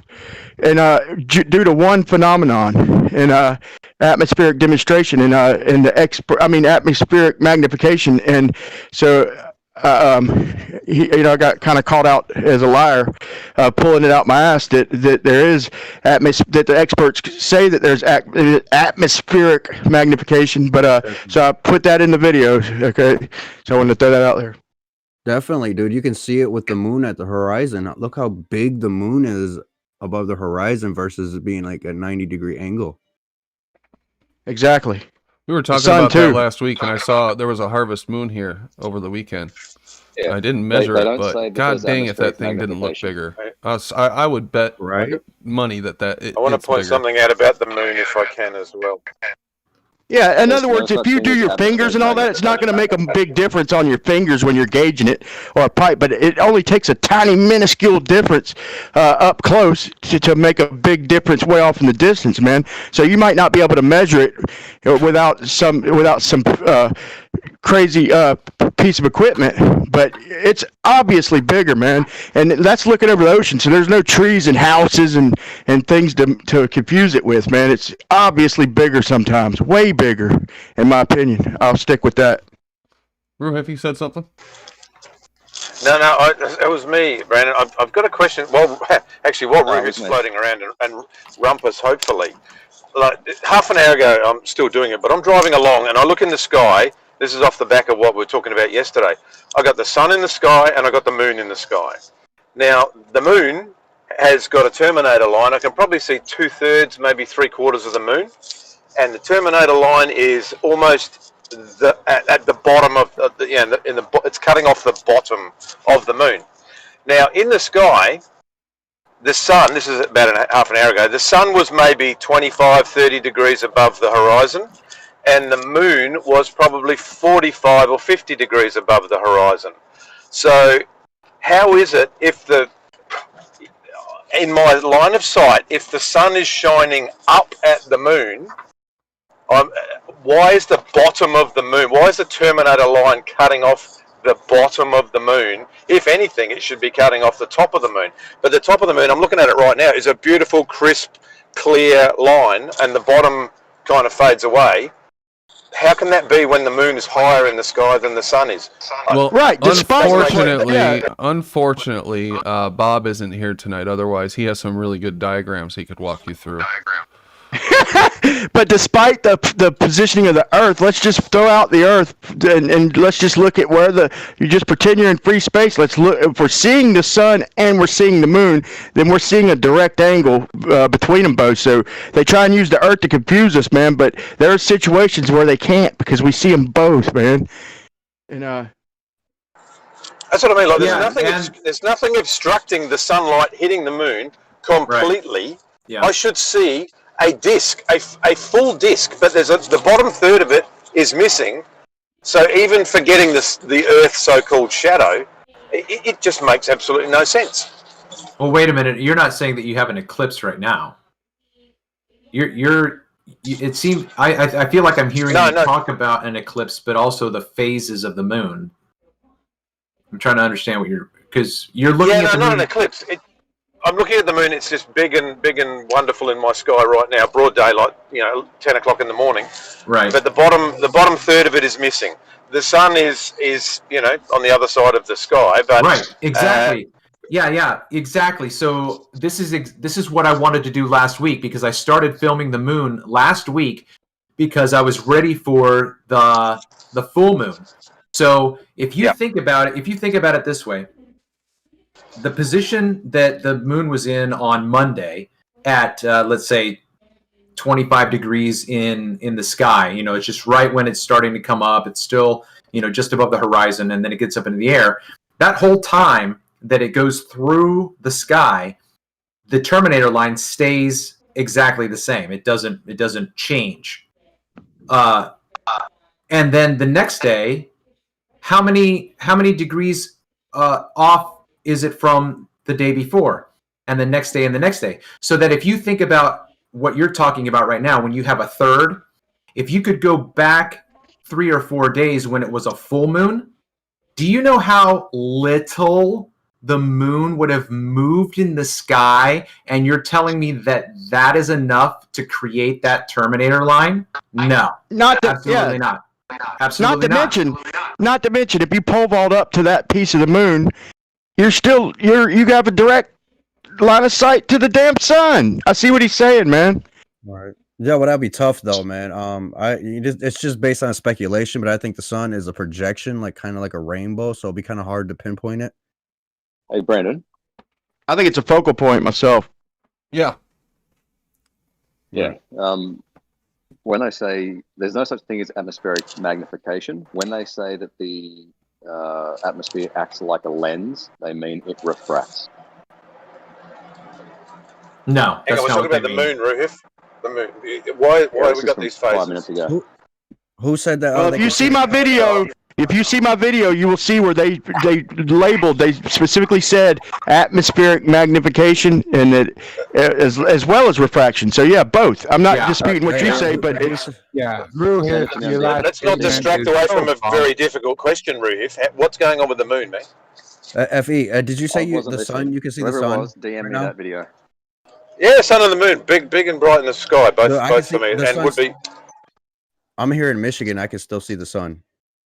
I don't know where you're located at. I was just wondering. I'm in South Australia, man, and it's probably 30 degrees or 40. It's 6 o'clock here, almost 6:30 here where I'm at. Yeah, I've probably And got you're it 40, Eastern? 45 degrees off the horizon. Yeah, the morning? I'm in Michigan. I'm in the United States. Yeah, I can still see the sun just barely though, but I can still see it. Hey, Michigan, tell me when it gets dark if we're still on this stream, because I'm also Eastern, but I'm way the hell down here in Florida. All right. Yeah, so back to Ruhif. Well, I think he was done. He just wanted to say that atmospheric Yeah, magnification Ruhif, is how do you explain real. the Terminator line? I didn't hear your Terminator line, but I'll be back on the stream in about 10 minutes. It just wanted to distract away from the Terminator line, Brendan. Yeah, but it's a big deal. This magnification is a big deal. This explains all the phenomenon we see perfectly. So they fight against the atmospheric magnification, and I have one of the premier optical physicists claiming the atmospheric magnification. You have to understand that the explanations for observations in the sky are always ad hoc. Always. You think what the explanation can be. Okay? It doesn't matter. It doesn't matter. Think back to the very first. I mean, if you think back to going, all the almanacs and all the registration that they did with recording seasons and rain and everything like that. Think about when they first started making these observations, they couldn't get anywhere. They didn't have any telescopes or anything. They just looked up into the sky and they correlated seasons with the zodiac and months with the moon and days with the sun. So when you start to then say why and how, the very first word out of your mouth is bullshit, ad hoc, because you don't know. Okay? So then when you start to then build a model on your guess and then you make that model work, that doesn't mean that you accurately represented what you see in the sky. Listen, guys, we have to understand everything that they have done. And I just did this in the chat with, I don't even know what the fuck his name is, Chunky or whatever, because he made a claim about the Earth's been measured. I said, can I ask you a question? He said, sure. I said, which came first? The measurement of the curvature of the Earth or the idea that the Earth was curved? He said, what the fuck's that got to do with anything? If I would have known you were going to ask me that question, I would know. Okay? They know. They know their entire model is built on a bullshit guess, and they just built Fantasyland around it. Yep. Well said, Travis. Well said. That's right. Hey, Flatty, who was talking about magnification on the sun? I'll go back to that. You got to think, you're looking at the sun too more at a 45-degree angle than a 90-degree angle. So you're looking through more of a denser layer of atmosphere when it's at the horizon as well. Yes. Yeah, I that's a agree good with point. that completely. And we've talked about that on this show before, too. That's a difficult concept for some people to understand for some reason. Yeah, I don't know how hard that is. That's just common sense. Yeah, I don't know how that's hard to So they were making fun of us because how can you explain the sun shining on the bottom of clouds? And so I equated that to the impossible eclipse, the stellium with the sun and the moon in the sky at the same time. And they said, "Oh, don't change the subject." I'm like, "Wait, we're talking about the sun's light and what it reaches, okay? You're talking about the clouds. I just went a little higher up and said the moon. You have to say that a sun that is tanning my skin, giving me charge on my solar panels, is not there, and it's not there to reflect on the moon, which is higher up than I am. And you're calling us silly. And here's another thing. I said with the light reflecting on the bottom of clouds, once again, we can demonstrate that. So a situation where you can't demonstrate the sun being visible but not casting light on the moon for some reason, which NASA says is geometrically impossible. But once again, another situation where flat Earth can demonstrate how it happens. The globe can only act like we're stupid and show no demonstration. Once again. Brian, I've got a result for you. Brian? Okay. Yeah, I'm here. Right. Yeah. So looking at your reel, which you said on the reel, it said £5 for the line, which I'm assuming is actually for the line and not the spool and everything. And you said it had a breaking strain of £120, and you were going to use 1 mile of line. Is that correct? All those three things? Yes. That gives you a sag in the middle of 6 meters. Whoa! So what's your guess? Is that your official guess? Is 6 meters? Yes, I'm going to go with 90. I'm 90% sure of that, possibly 95. I'd like to just check it a few times, but I think it's right. What is that? Just over 20 feet? 7 meters? Holy shit! No, 6. 6 meters. 6 meters. Oh, what happens, Rumpus, if that doesn't happen? What are you gonna I do? will have to shoot I'll have to shoot myself and take a video of it so you can see it. That wouldn't be necessary. That wouldn't be necessary. Rumpus, just slap yourself around a little bit, man. We'll be good with that. I'll drop a brick on my foot. I'll drop a brick on my foot or something. Yeah. So that I'm reasonably sure about that. I mean, I was a bit worried initially when I did the calcs that your line seemed very heavy. Although I said to Brandon asked me whether I thought that £5 was very heavy because I didn't have a feel for it because I haven't looked at it really. But in fact, that's quite heavy, that line. And that's why the breaking strain is 120 pounds, which is 533 newtons. And I was comparing that against George's mega spectra line, which is about 10 times better, 9 times better. So per unit mass, it's 9 times stronger. Sorry.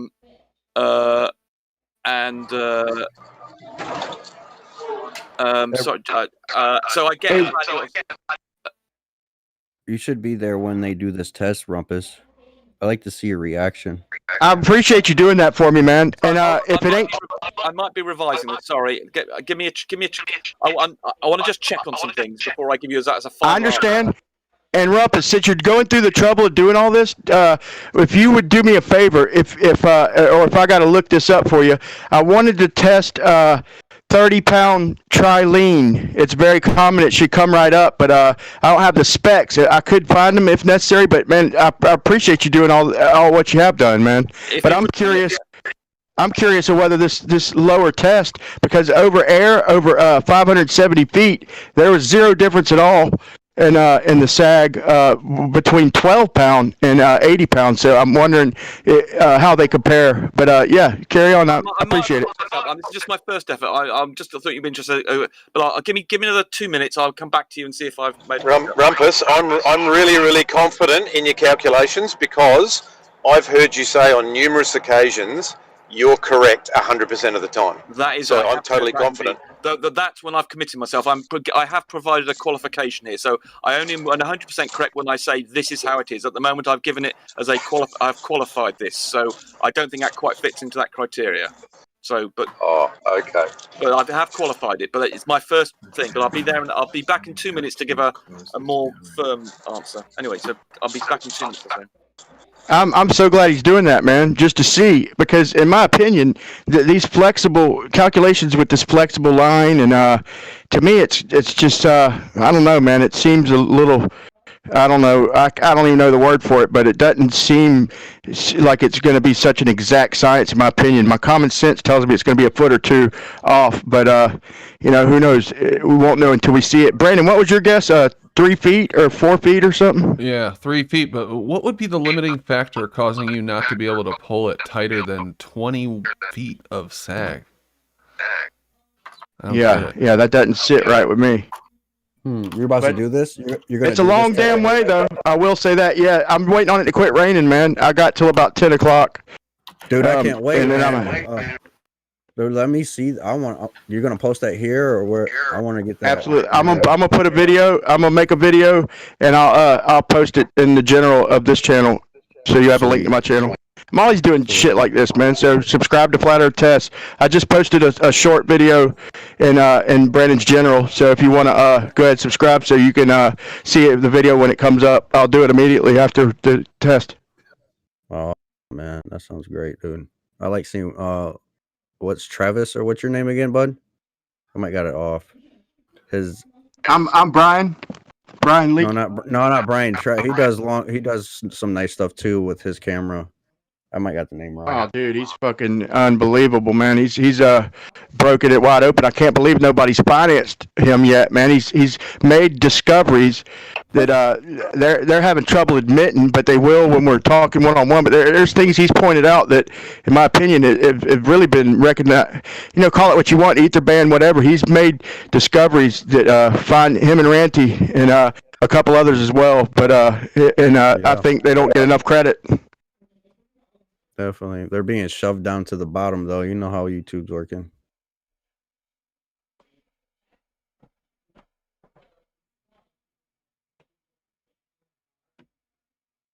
My point is whether it be flat or a globe. I mean, the conversation, despite the debate, man, the things he's captured, man, of just patiently filming. I mean, the things he's captured's crazy, man. Things right, like a half mirage. Who's ever seen a half mirage, man? The only way it's a globe is if it's like 100 times bigger than we are told. That's or even bigger than that. Like, it's got to be humongous, beyond comprehension. Like, and then if it is, it destroys all of their mathematics is destroyed. Then the 3,959 orbit radial mathematics is destroyed. Yeah, all their orbital mathematics, but not the day-to-day shit that we that's what they need to say. They say science will be flipped over, but not really. Just all the la la land bullshit is what will be theoretical. Yeah, all the theoretical shit will be under more scrutiny. Yep. Yeah, you know, that's one thing. We were talking to, what's his name, Plane Passenger or Earth Passenger the other night, and I was thinking about that. I think it was Friday night. I was thinking about it over the weekend, and he kept saying, you guys are going after the wrong people. You're attacking the wrong people.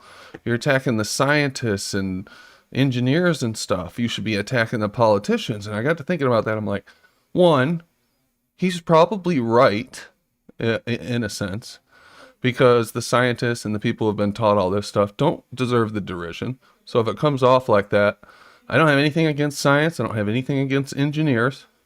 I do have something against the unfounded model. And two, we all know politicians definitely 100% deserve all the ire that they get. There's no doubt they're manipulating us and doing all kinds of other heinous shit that we should call out every chance we get.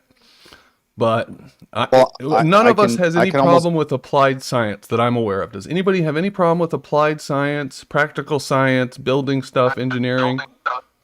Not at all, man. I agree with Ohm's law and just space flight, right? I think my second calling was to be an engineer, man. I love all that shit. Yeah, they get paid pretty good. That's fake, right? Engineers get paid what, like $50, $60, $70 an hour, dude. They get paid good. I was working. Yeah, my dad's an engineer, man, and he's sharp as a fucking tack. Excuse my language. Was working for a chemical coatings company, and they have a job where you go around and you check the coating of the steel beams. And I came close to getting it, but I needed to go back to school to get some engineering. But I'm telling you what a job that is, man. You get to fly all around the world, and all you do is check the thickness of paint on steel beams. Crazy job. Wow. You can make good money in engineering. My dad and my grandpa were both engineers. It's good work if you're into it. Well, he does it part-time, makes like 30, 40 grand in like just a few weeks doing shutdowns and shit for oil companies and stuff like that, man.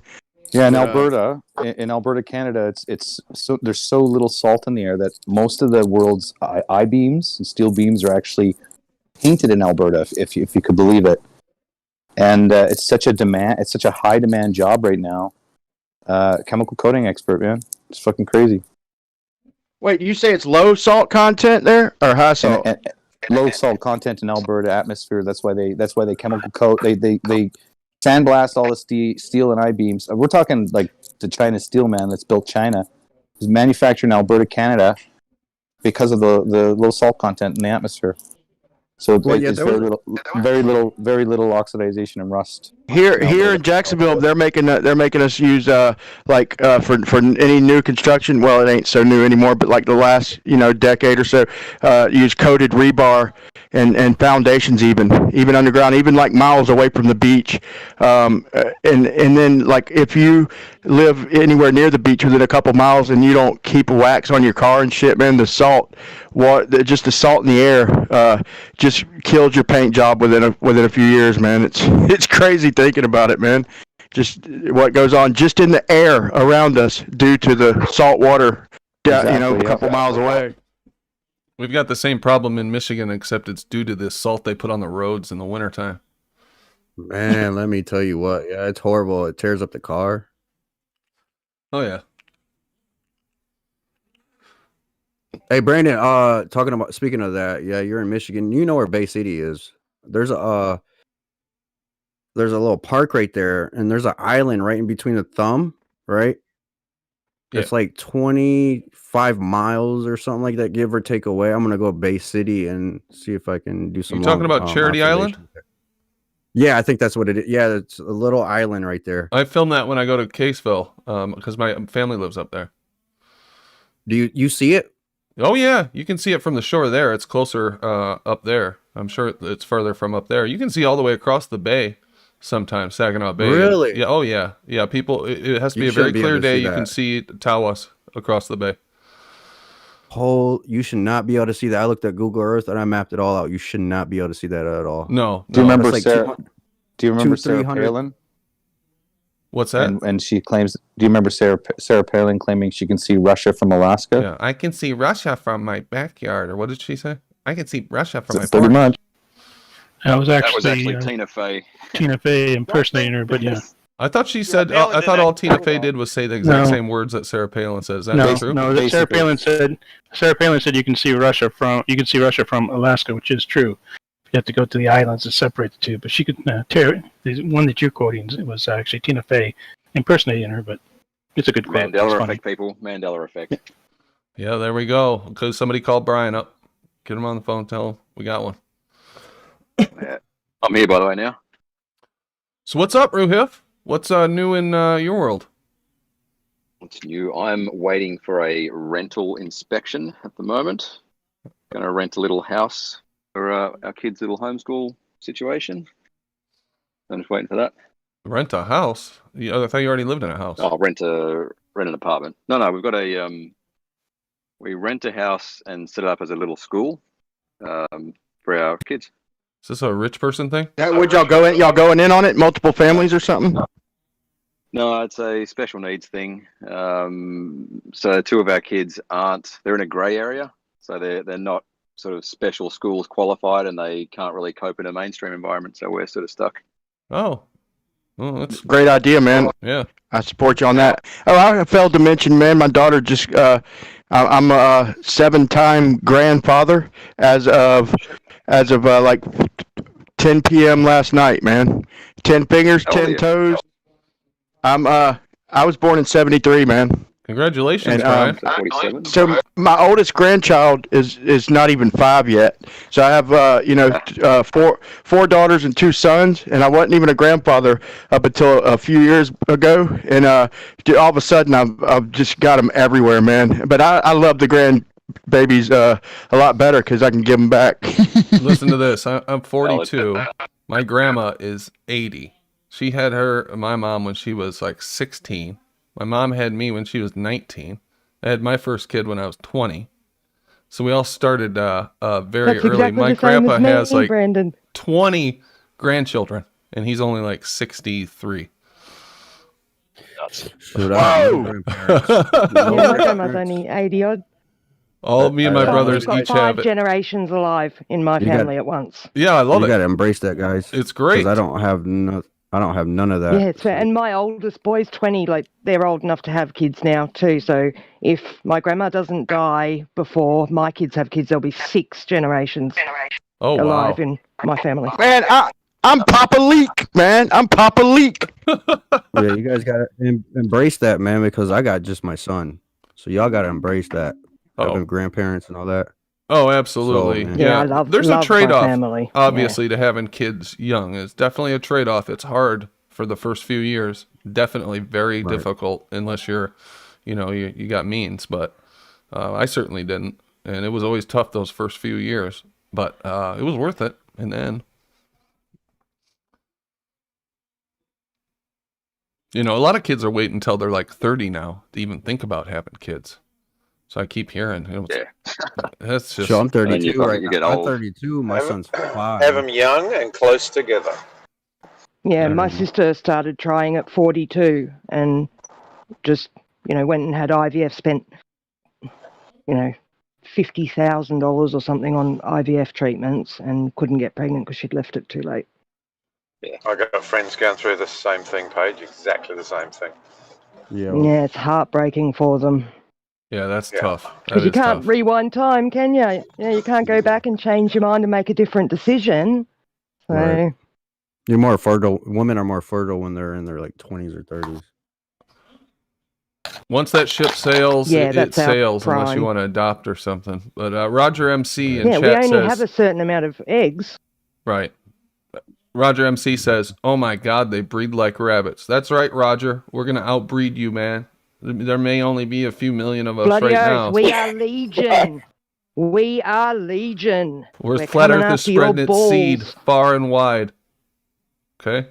I don't teach my kids flat Earth or nothing like that, but I teach them to keep open mind. I tell them my opinion on things that I don't think that they know for certain, in my opinion, but they'll claim they do. And I tell them to keep an open mind. I don't talk to them much about it, but I don't know where they sit, to be honest.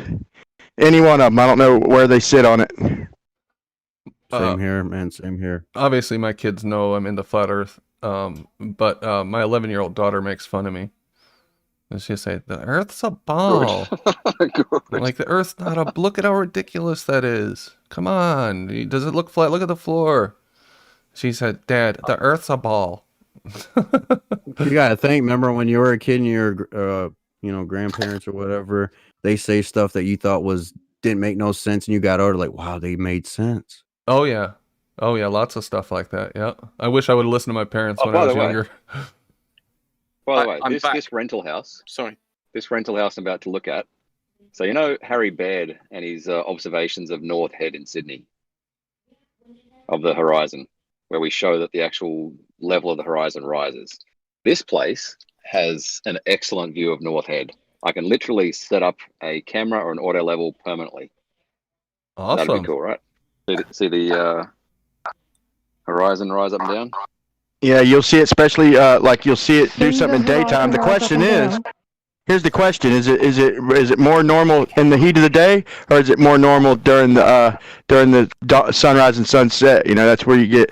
And in my opinion, the sun stirs shit up, so that wouldn't be the normal in the heat of the day. In my opinion, during dusk and dawn is when you'd get more stable conditions. But I don't think it's been proven yet. Again, That's my right, opinion. Brian. The point that you bring up right now, Brian, as far as the information that I've looked at, I haven't come across anyone discussing that. But that would be exactly the kind of tedious, elaborate tests that we would have to carry out throughout the entire year. Well, because you've if I got get this different place- seasons. What? If I get this place, I can literally set up an auto level or a camera or something, point it at North Head permanently, and take a photo every 5 minutes or whatever. Yeah, I mean, that's fantastic. But I'd encourage everybody to think. This is one thing that I brought up recently in our discussion with the Southern Cross footage that I had, the sailboat, the Southern Cross. The thing that I think I had to open my mind to, and I'm not hard and fast on it. It's just a supposition in my mind, is that when we see the horizon move, in which direction is it moving? I am supposing and putting it out there that it is a 365 degree possibility.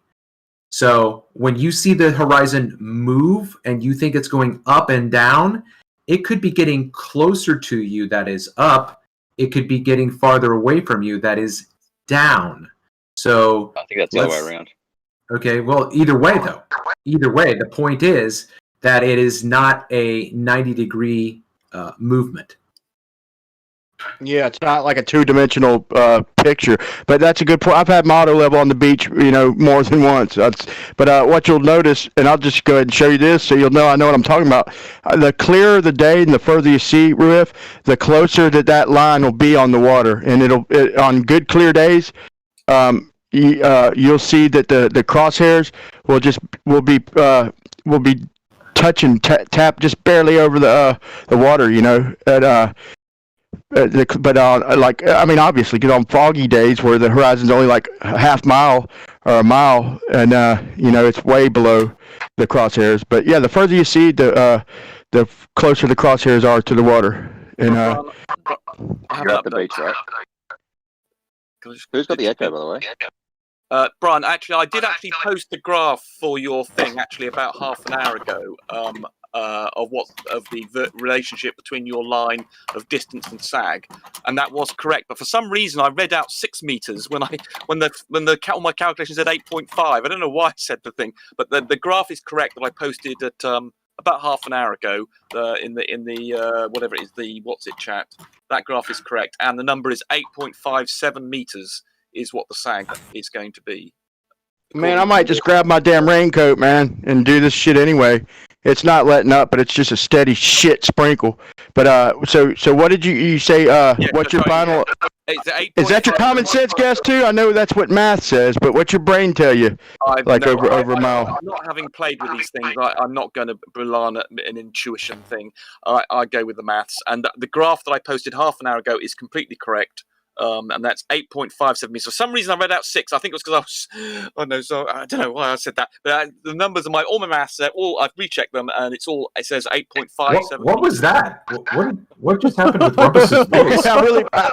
I really appreciate him doing this, though. What did George's spectra line say? Line is 10 times better, about 9 times better. So he would get his sag over that. I can tell you what that is. We got an echo. Brian, don't forget to mute when you're not talking.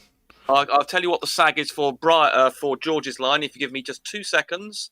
Well, speaking of George, I just want to update everybody. When I bet George $500 that he could not physically demonstrate that 2 perpendicular lines at different locations would have a difference of angle between them. They wouldn't be parallel. 5,000. So I bet it. No. I bet him 500. Okay, so then he upped the ante and came back and he said, "Well, I'll bet you 5,200." 52. Cool Yeah. story, bro. Hold on. So I said, I'll do it. I'll do it if you will allow me to put my 2 automobiles up as collateral. If I lose, I'll sell the cars and give you the money. So yeah, I remember. I'll back that up. He has yet to get back to me. Just want everybody to know that George is not following through on his raising the ante. Yeah, this is purely like an optical thing, isn't it? All right. He's going to go, "Oh, I've got reciprocal shots with a theodolite," and you're going to go, "No, isn't that what's going to happen?" Guess what, Ruhef? Has it happened yet? This is what I assumed. No, Ruhef. No. I'm sorry. Were you building a straw man by saying what you think I'm going to do? Whether you're going to straw man. No, I don't say nuh-uh, Ruhef. I don't say nuh-uh. Okay, so I'll take your bet. I'll take your bet and do the theodolite measurement. Then what? No, George and I have an agreement that we're going to draw up stipulations. If you would like to draw up stipulations that govern the wager, okay? It's not just that I'll bet you and then I'm going to show you. No, this is going to be done right, okay? So if we get to the point to where we cannot agree on the stipulations, then it's off. That's fine. If one of us says, "No, I'm not agreeing to that," or whatever, then that's the issue. My point is right now that George is the one who stepped it up. And then when I said, okay, he's there nowhere. Hey, Rohit, is there any way you can turn your mic up on your side a little bit? I've got you all the way up. You're still a little low. On an iPhone, how do you do that?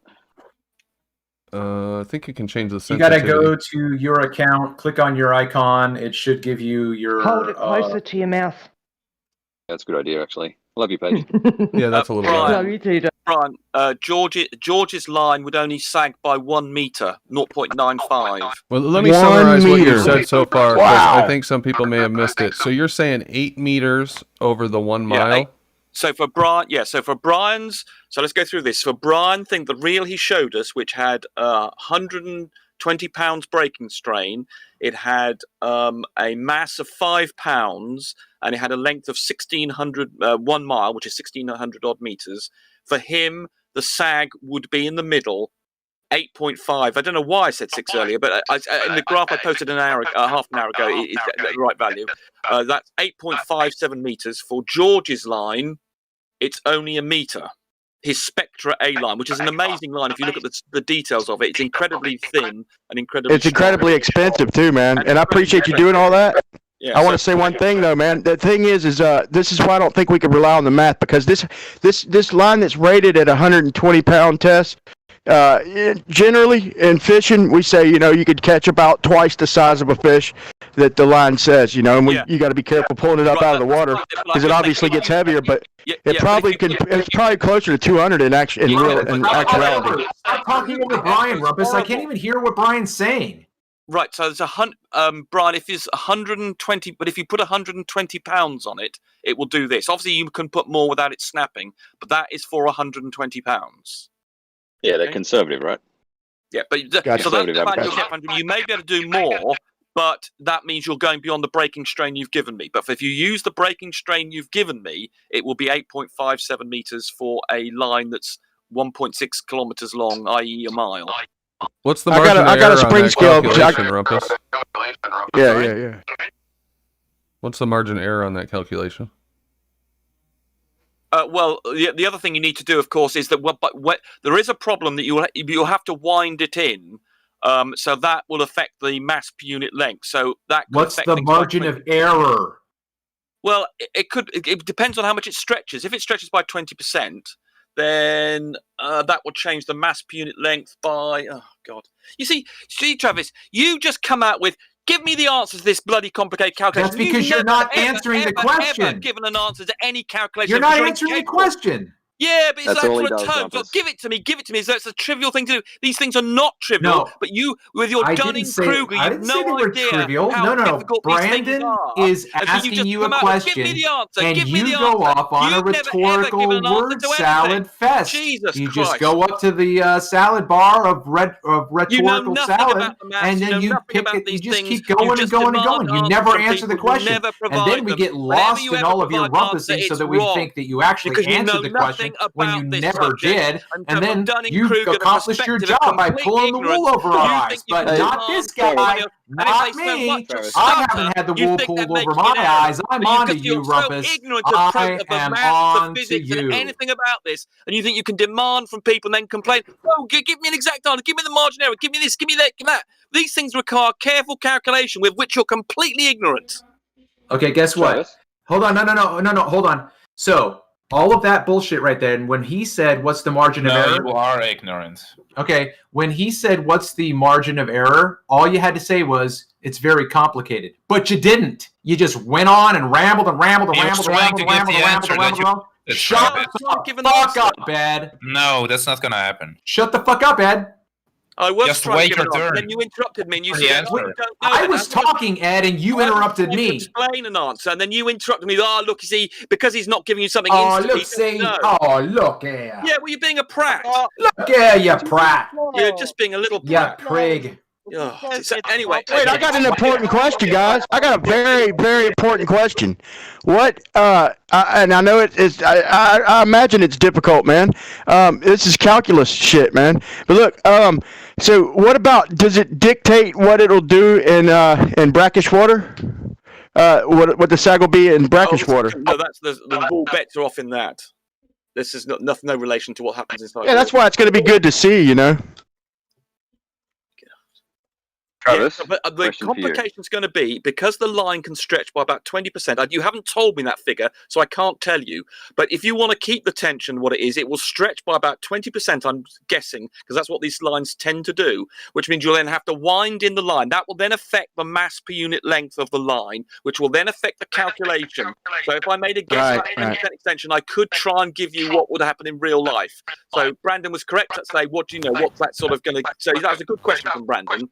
Yeah. Was a very good question. If you don't mind, you seem to enjoy these calculations, and I find them very, very useful. So I would try. I tell you what, I might spend 5 minutes trying to work out what happens in real life when you have to drag in 20% of the line. Since you're willing to do that, I will dig out my spring scale and try and get the exact pound of pull that I'm getting. And I'm assuming that it'll keep.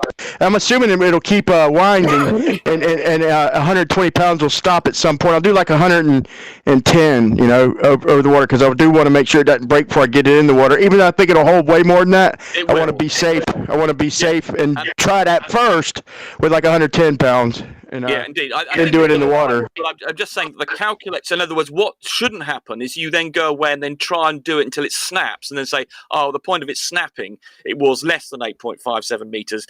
But because the value I've given you for is 420 pounds, the fact that you can go further is another issue completely. But as I say, probably will you have to wind it in, and by winding it in, you'll reduce the mass per unit length, which means actually you probably in practice.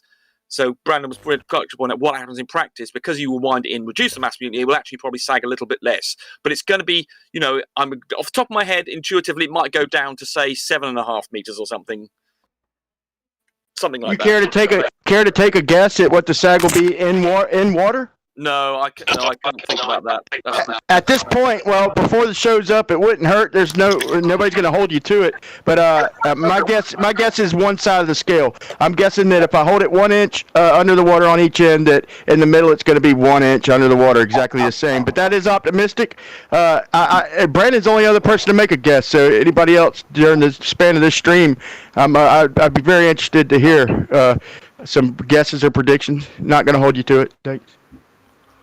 Ruhif, did you say you were getting some property near that rock, that flat earther used to take pictures of the sea against?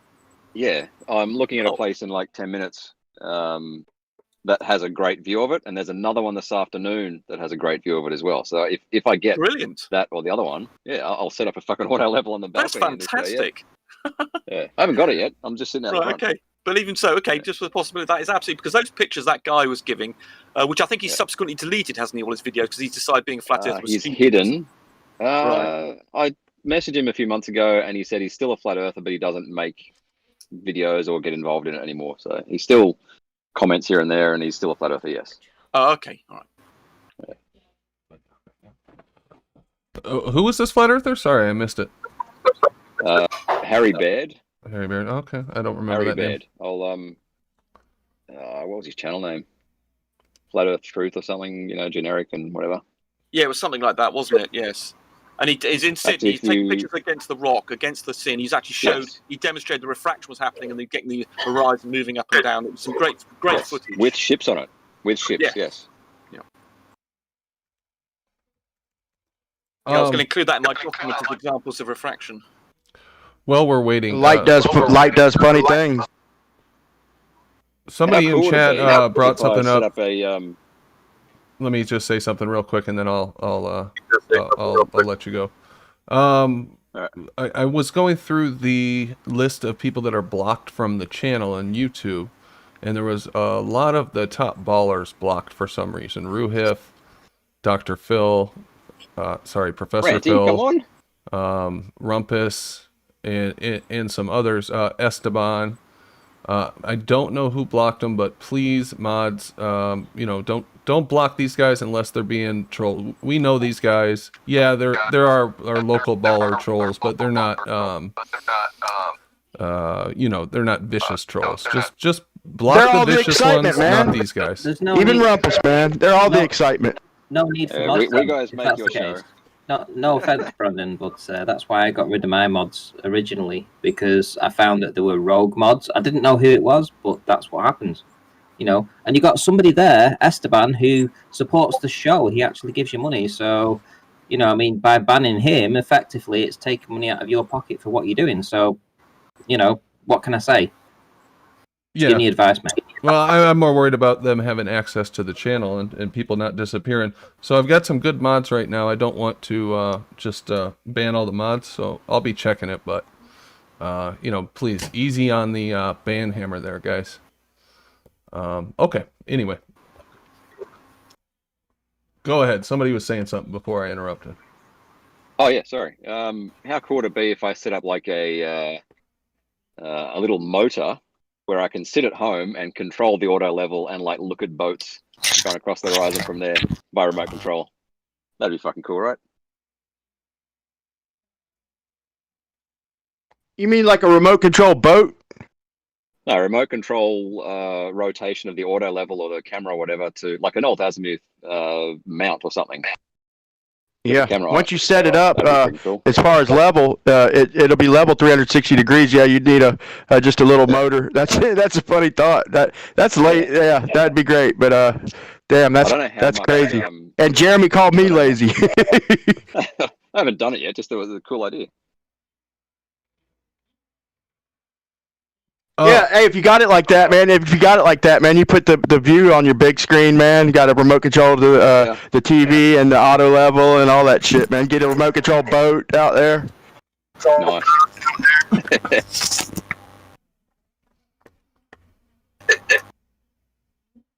So is this place, I'm just curious, Ruhif, is this place like close to your house?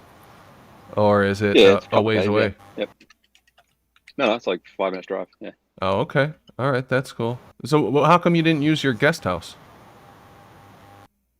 A guest house? We've got a little, it's not really it's just a room out the back, a little guest house. Not really a school-worthy thing. Oh, okay. I'm just kidding. I didn't think you actually had a guest house, but... Oh, it's small, yeah. That's cool. I keep threatening my wife. That's crazy. I keep telling her I want to build a guest crazy, house and a pool with a zip line that goes into the pool. She won't let me do that, but I'm working on it. Nice. Dude, that's crazy. He's got it like that, man. I'm glad you do got it like that, man. You seem like a hell of a nice guy, man. A lot of y'all do, man. It's sometimes all the contention just comes from our disagreement. It's all in good fun, in my opinion, man. It's all in good debate. But man, around here, man, if we were to do something like that, it'd be like a tent in the park or some shit like that, man. and families, and multiple families pitching in just to buy the damn tent. Nah, it ain't that tight, but that's good you got it like that, man. Yeah. Sandy, it's been beneficial over the years. Yeah. Ryan, why don't you ever talk on this volume on our sales channel? Oh, how's my volume, by the way? I turned it up. It's better. Excellent. All right. Who are you talking to, Ed? Brian Leakey, of course. I asked him to switch over to his other audio setup. It's a lot better, right? Well, he's just a bit more calm, and on our says he's always yelling. You know, I think you've got a good point. We should argue about something. Yes, something flat Earth related. Yeah. Atmospheric magnification. Oh, God. Yeah, it's not a thing. Hey, Brandon, if you want to play a 5-minute video, it's all about, it's like the Rob Skiba demonstration where the professor from Duke, I think it was, he does optical physics, and the meteorologist, and they show the magnifying glass. They speak of the atmospheric refraction, how the magnification creates refraction, and what the atmospheric magnification does. If you want to play it, I posted it in general. It's like about 5.5 minutes, I think. It's straight to the point. Like 5 times already. Okay. Yeah, and I gave everybody the link to it too. A couple people asked for it. Yeah, can I have the link as well, Brandon? Yeah, if I still have it. I can't see it in general. Yeah, because like I said, magnification's not a thing. When the guy says the atmosphere acts like a lens, he means lenses refract light. Shocker. Why do you say that though? If he uses the literal term for atmospheric magnification, how are you interpreting that as? It just means refraction. Yeah, flat earthers use it. Flat earthers use it as an excuse for why the sun doesn't actually shrink in angular size. It just happens to match, the decrease that you would expect on a flat Earth just happens to match the magnification that reverses that decrease. I've got to chalk this up as I've got to chalk this down as your cognitive dissonance, but I could give you clear, obvious examples of atmospheric magnification of buildings that are bigger further away than they are up close. I mean, I can't believe that you still are stuck on that. Whether it's making the sun set or not, that's an actual argument. Whether there's atmospheric magnification, that's just insane. I mean, it's apparent, it's clear as day in some situations, man. Yeah. Whether it's constant, that's another argument. Hold on. Send me a DM. Hold on. Can I ask a question? Who's that noise? That background noise? It's horrible. Chrissy. Probably Brian. Hopefully it's not me. Oh, yeah, it is Chrissy? Chrissy. No, I was on mute. I've been on mute, man. Okay. Yeah, it was Chrissy. Yeah, holy shit, that was driving me nuts. Right. Okay. So, you say that atmospheric magnification is not a real thing. So, what about the wolf moon? What's the wolf moon? Have you never seen the wolf moon? I don't know what a wolf moon is, so I don't know whether I've seen a Okay. wolf So, moon. have you ever seen moons that look bigger than they should be? Define should be. Okay. You're making this kind of difficult, Ruth. Normally. It's not like you the to moon be. changes. It's not like you to be. Distance, right? Yeah, by maybe 5% at most, I believe. I think about 10 or 15. No, I don't think it's quite so way. much. I don't think it's quite so much. Well, let's hang on. Moon orbit. Yeah, the moon can change by 15% because of its elliptical orbit. Okay, so you say 15% in what? Angular size? Yeah, angular size. Yeah. Well, it will be if Okay. it's 15% of the way. Yeah. Just let me check. Where are we? So, on average, distance Wikipedia says 3%. Hang on. Or no, I'm sorry. It's double the sun. It's 6%. Or it's wait. It was Here we go. Come on, Brian. It's more than the sun. It's more than the sun. 356,000 kilometers to 406. That's 50 over 1/7. So it's about 15%. Yeah. Yeah, I thought so. Yeah. So you think it looks 15% bigger, but what happens when you see the moon perhaps 50% bigger? Well, measure it. I've never seen a measurement 50% bigger. You've never seen a measurement, right? So it's not known that the moon does at certain times of the year look incredibly bigger than it should do, especially at sunset and sunrise. Measurements. I want measurements. I'm just listen. If you're going to ignore it, that's fine. I'll just take a step away and just say, "Hey, well, there's no point continuing this right now." No, I want to measure it. Yeah, Okay, well, listen. This is proving to the audience right now that you guys don't know what you're talking about. Will you provide some proof? No. Listen, you go away and you research it, and then you come back another day, and then you say, "Hey, I tell you what, we have looked into this, and we found this research that shows this, that, and the other." You do that. Well, given that you're always How about on my video, the professor from Duke, optical and physics, says that the moisture in the atmosphere, all the water in the atmosphere magnifies. Then they call it, and they write it down, atmospheric magnification, and that it does cause refraction. Okay, but they said that it makes it act as a lens, and they say what the causes, but it's labeled as atmospheric magnification. Let me jump in real quick, please. Hold on, Ruhif, please, just real quick. Again, this is an opportunity for us not to let a claim go by. Ruhif has interpreted this PhD from Duke.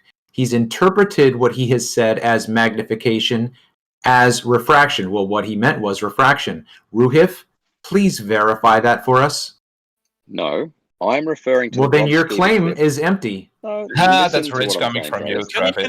I'm referring. Yeah. Listen to my response. Yeah. I am referring to the Rob Skiba clip, where the guy. I know what you're referring to, Ruhif. You're interrupting him again. Let him finish. Yeah, and he says the atmosphere acts like a lens, and then Rob Skiba goes, "Oh, atmospheric magnification." No. The end. Now you can speak. No, it acts like a lens. Again, fine. Okay, hold on. Okay, fine. If he said it acts like a lens, okay, you are still interpreting that to simply mean, all he means is refraction. Again, right after he says that, he looks through a magnifying glass at a drawing of a city skyline. He calls it. He says it's acting like a lens due to the moisture. Then he looks through a magnifying glass at the city skyline. Man, are you kidding me? Does a lens refract? Yes or no? Okay. A magnifying glass. Hold on, real quick, Ruhiv, please. Okay. When I have an observation of, let's say the Earlville landscape, which is 9 miles away, I have one observation where it is larger in my field of view, and I have one observation where it is smaller in my field of view. So when it is smaller, there is refraction. When it is larger, there is refraction. So refraction doesn't always mean magnification. They happen under different circumstances. So you cannot draw an equation with what he says about atmospheric lensing with just simply saying, oh, all he means is refraction. Oh, there we go. Yeah, I gotta go. I promise I'll watch that video this afternoon.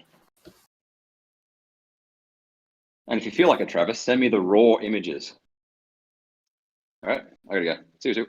You know, I gotta say, the moon and the sun not Sure. changing in angular size as they go away or come near you, it fits my flat Earth model perfectly. I mean, that is what my model predicts. So I don't see what the problem is. Right.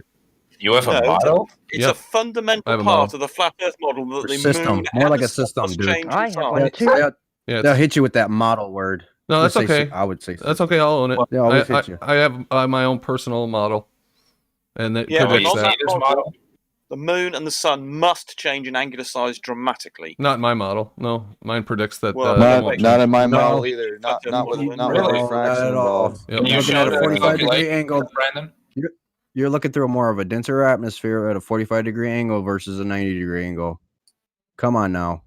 Not to mention lights Exactly. in the sky, like airplanes. They don't change in angular size. Nothing like you can't compare them to things on the ground. Things in the air, for one, things higher at a higher viewing angle, they shrink less, and also lights shrink less. No. And look at the ISS, man. The ISS barely changes at all in angular size. Whatever it may be, it doesn't change much in angular size. Not much to speak For the of. naked eye, that might be the case because it's Let me a ask point you- source for the naked eye, but it does change in angular size if you're looking through it through a telescope.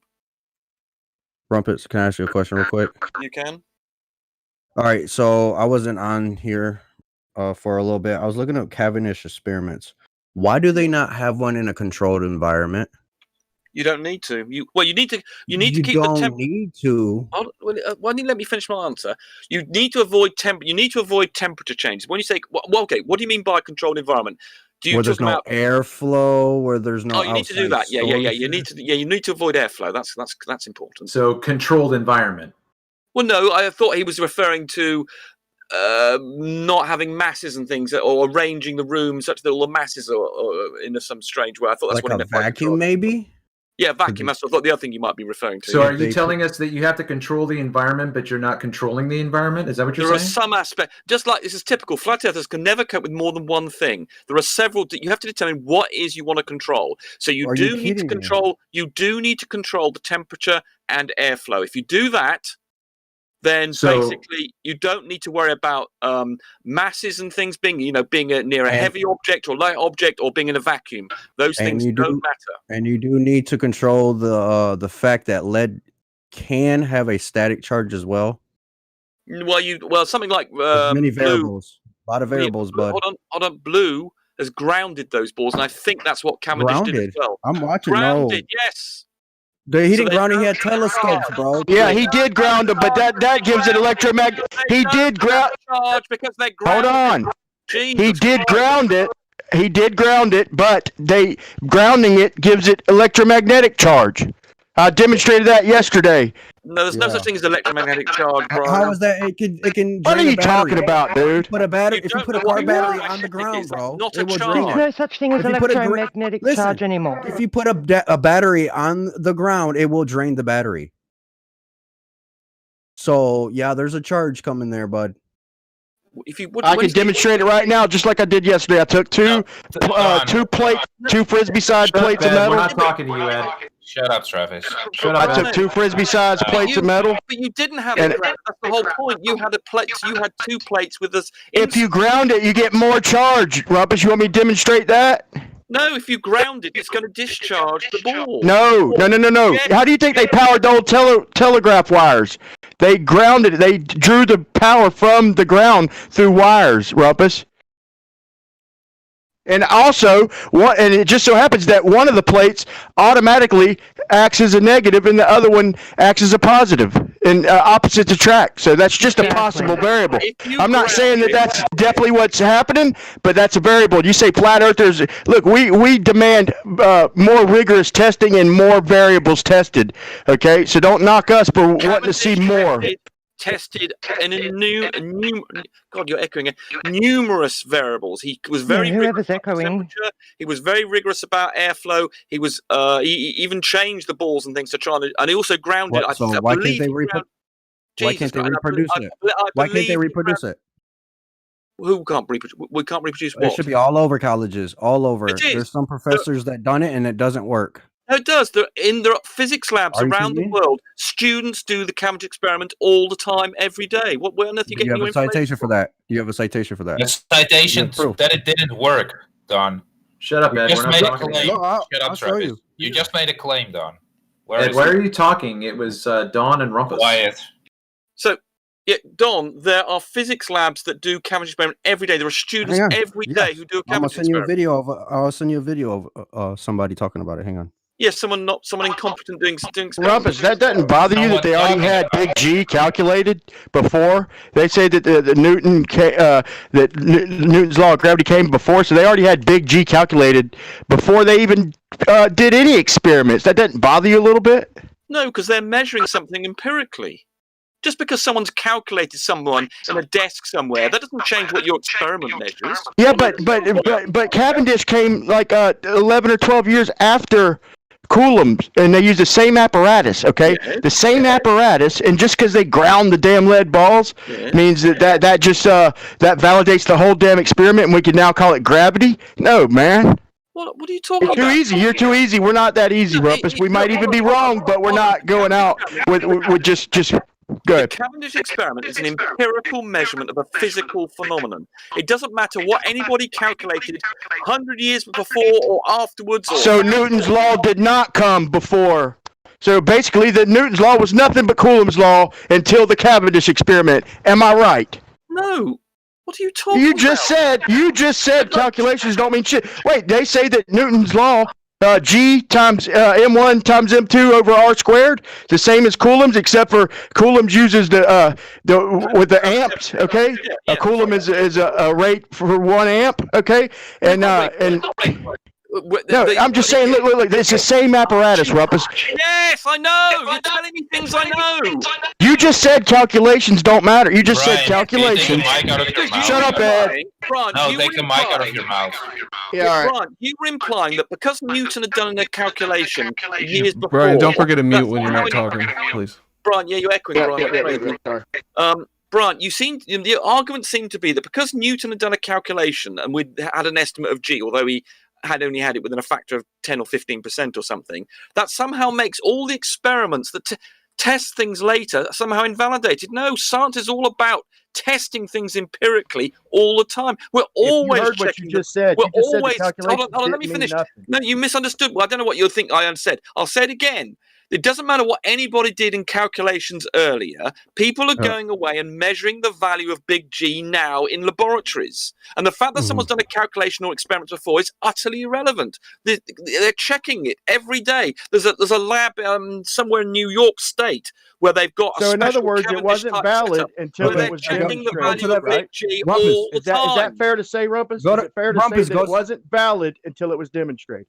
Rumpus, go to that video I posted at 2 minutes. Those are cartoons on a whiteboard. Go to that video. Okay, quiet. Oh my quiet. God, you're going to Brian Mullen's crap. Oh my God. Go to 2 minutes and 50 seconds. But this guy doesn't understand anything about science. No, I'm not talking about Brian. I'm not talking about Brian. He shows a video of a guy in a lab in a college trying to reproduce it and gets mad that he can't get it to work. A 2 minute. Well, okay, but that's like saying someone who didn't get a jet engine to work means that jet engines don't work. So it doesn't work like that because there's person has a failure. That doesn't. You mean so if they can't get it, does that mean it's a difficult thing to do? And just because someone failed at something doesn't mean to say it can't be done. I mean, this is a very strange line of argument. You seem to. There are lots of people. I mean, here's my line of argument. Which was valid? The measurement, Rumpus? Is incompetent. The measurement or the calculation? Rumpus, when did the measurement of big G happen and how? Well, Cavendish was the first one to measure the value of G. And that was after Coulomb, correct? Yes, so? Okay, so they keep saying that Newton's law was came before Coulomb's law. That is that's factually incorrect. Coulomb's law came first, and they used Coulomb's equipment. Newton's law came first. Okay, when was it measured? Let me get the chronology sorted out for you. Newton proposed. When was it measured, Rumpus? You just said the calculations. There's a difference between measuring it and Newton proposing it. Let me, goddamn, get a sentence out. So Newton, in about 1675 or something, in the Principia, I think it was in the Principia, gave the universal law of gravitation, and he didn't give a specific value for the value of G, big G, I think. Though I think he knew it was within I'm asking for measurement, bud. Sorry to interrupt. Yes, I'm asking for measurement. But you didn't. You asked whether Newton proposed a theoretical value when he did Principia. Then, 100 years later, Cavendish measured the value of big G, which was 10 years after Coulomb had worked it out for charge. But that's what Coulomb did is irrelevant. So I don't understand your line of argument at all. You're double speaking like crazy. So did the measurement? Which measurement came first? Not right. The Coulomb measurement came first, but that's different from saying that you said that Newton's thing came afterwards. No, it didn't. Newton proposed it first. So Coulomb's we law. knew about gravity before we knew about electricity. So Newton proposed a value, I think, of within about 20%. It was just approximate because he didn't do any experiments with this. So from the moon and things or whatever, the old planets and Kepler's laws, I think he ended up with a value of within about 20%. He was guessing then, right? He was guessing off observation. Yes, he was. So that's what he did. He proposed a value for the value, although he didn't call it big G. He gave what the proportional constant was, which was effectively big G. Then 80 years after that, Coulomb worked out. Guessing is called ad hoc. Oh my God! Then 80 years afterwards, Coulomb then worked out what the permittivity constant was for electricity. Not that this has got anything to do with gravity. And then 20 years, or whatever it was, 10 or 20 years after that, then Cavendish measured big G, although he didn't actually call it that. He measured it then, and he got it within 1% or something. So what's the problem with that chronology? No, there's no problem. I just wanted you to admit they were guessing at it before, off observations, and then they matched it. They come up with the right size apparatus, all that. They use Coulomb's apparatus. Everybody says that Newton's law came first, but I go by measurement, man. My God, can you not listen to a word I just said? Let's try it again. In 16. Oh my God, dude. Newton proposed his law. We heard you. Okay, no, he didn't, because he just said something that contradicted that. So Newton's law came. We all first. heard you. Newton's law came first. 80 years later, Coulomb proposed a law. Without big G, Newton and Coulomb's law are fucking identical, you idiot. No, they're not. They've got different constants. Yes, yeah, exactly. A Coulomb and a Newton's Newton. They are different laws. One's about gravity and the other about electrostatics. The only difference in the two laws is one of them, okay, it's a different constant. Exactly. Brian, can you take the mic out of your mouth? Exactly what I was saying yesterday, that the electrostatics could be gravity. They're just both inverse square laws, but the numbers in them are completely different. In the Newton's law... No shit, one's 6 times 10 to the 29th, the other one's 6 times 10 to the 17th. Listen. One has got big G and 2 masses, and then the R squared, because it's an inverse square law. The other another's got C. Oh my God, the permittivity constant, and then the 2 charges. So just because they're both inverse square laws doesn't make them the same. They're both inverse square laws, yes. But who cares what Coulomb did? You keep on getting mixed up. Newton's law came first in 1670-odd. Coulomb then did his inverse square law 80 years later. And then 20 years later, Cavendish did an experimental observation, an experiment to determine the value of big G, although he didn't call it that. Was Newton's law dependent on big G? Well, he didn't give a value for big G, but in effect it was, yes. But he didn't call it. Thank you. So he didn't give a value, but it is dependent on big G. I rest my case. Thank you. Not the form of the law, though. The form of the law was unchanged. He just didn't he didn't know what the value of big G was to any accuracy. Yet it's dependent on big G. I rest my case. Thank you. Part of the equation, so what? But he knew it within 20%. So I don't understand what point you're trying to make. This kind of reminds Hey me Ed, of I won't. Hey Ed, I won't. Globe sell it, Rumpus. Ed, I won't use CGI to show my car. I don't care, Don. That's your logic. Just because hey, one listen. guy can't do the Cavendish experiment doesn't mean it doesn't work. It's same as that I can't make a working car and you still have a working car. Yeah, exactly. You understand? So what if it works? So what if it works? You guys just say that it's mass attracting mass and that it can be applied to larger scales. Okay, the ball moves. It twitches. Do you guys know how big the force is that Cavendish measured? Yeah. Brandon, you said your model perfectly predicts the sun and the moon, how it appears and whatever. Can you? He didn't say perfectly. Ed, I just asked a question. Can you show the calculations? I just asked a question of you, Ed. Please? We'll talk about that after we get finished with this subject. So, do you know how big the force is that? All right, here's my closing statements. My closing statements on the Cavendish is this. Hold on. We're not finished with Cavendish. Okay, go ahead. I want my question answered. I want to know, Ed, how big the force was that Cavendish measured. Where's your calculations for the claim you made previously? You don't want to say it? Why? I bet Rumpus knows. You made the claim way how before big is this, the force that Cavendish measured? Shifting the burden. I know it. Ed. I don't happen to know it off the top of my head, but I can go and look. It's like 6 times 10 to the 17th. It's one. I'll tell you what it is. That's close, Brian. No, Brian, you've got mixed up with big G and the value of the force. No. It's equivalent to 1/50 millionth of the weight of the small ball. That's correct. It's 1/3 of a grain of salt, is what he measured. Yeah, that's about right. Yeah, I think something like that. It's typical. It's like a butterfly statements. I ain't saying y'all got to quit arguing about it, but I want to give my closing statements real quick. My two factors are this: one, when we run wires down to the ground with conductors at the end of them, we measure a charge, we measure current, we measure volts. Okay, there's no getting around that. That's my one problem. That's why I want to vary that part of the experiment. My other problem is that if it's that damn sensitive, then it should never stand still due to the constant acceleration of the Earth's circular orbit and rotation. Thank you. No, Brian. That's just pulling down. And the static charge. Do you understand that the Cavendish experiment is operating in a horizontal plane? It doesn't matter what the gravitational pull of the Earth could be twice as big, half as big. It wouldn't affect the. Why are we talking about something y'all can't even demonstrate it? Why are we talking about this? You can't even show everybody. one. It's demonstrated in labs all the time. Like every flat Earth plane? Every physics lab in the country. Show me one that's controlled in a controlled environment. University in the country will show have. me one in a controlled environment. Well, we've got Blue doing videos of it at the moment. One we've got Blue doing videos of this at this very moment. Show me one. That's not what he said. Well, I thought he'd like to have a personal knowledge of one that's even better than giving him a reference. All he wanted was it in a controlled environment. That's all he wanted. Blues is in a controlled environment. That's all you needed to say then, Rumpus. Well, okay, he knew that. So I don't know why he's asking me. He must have known that.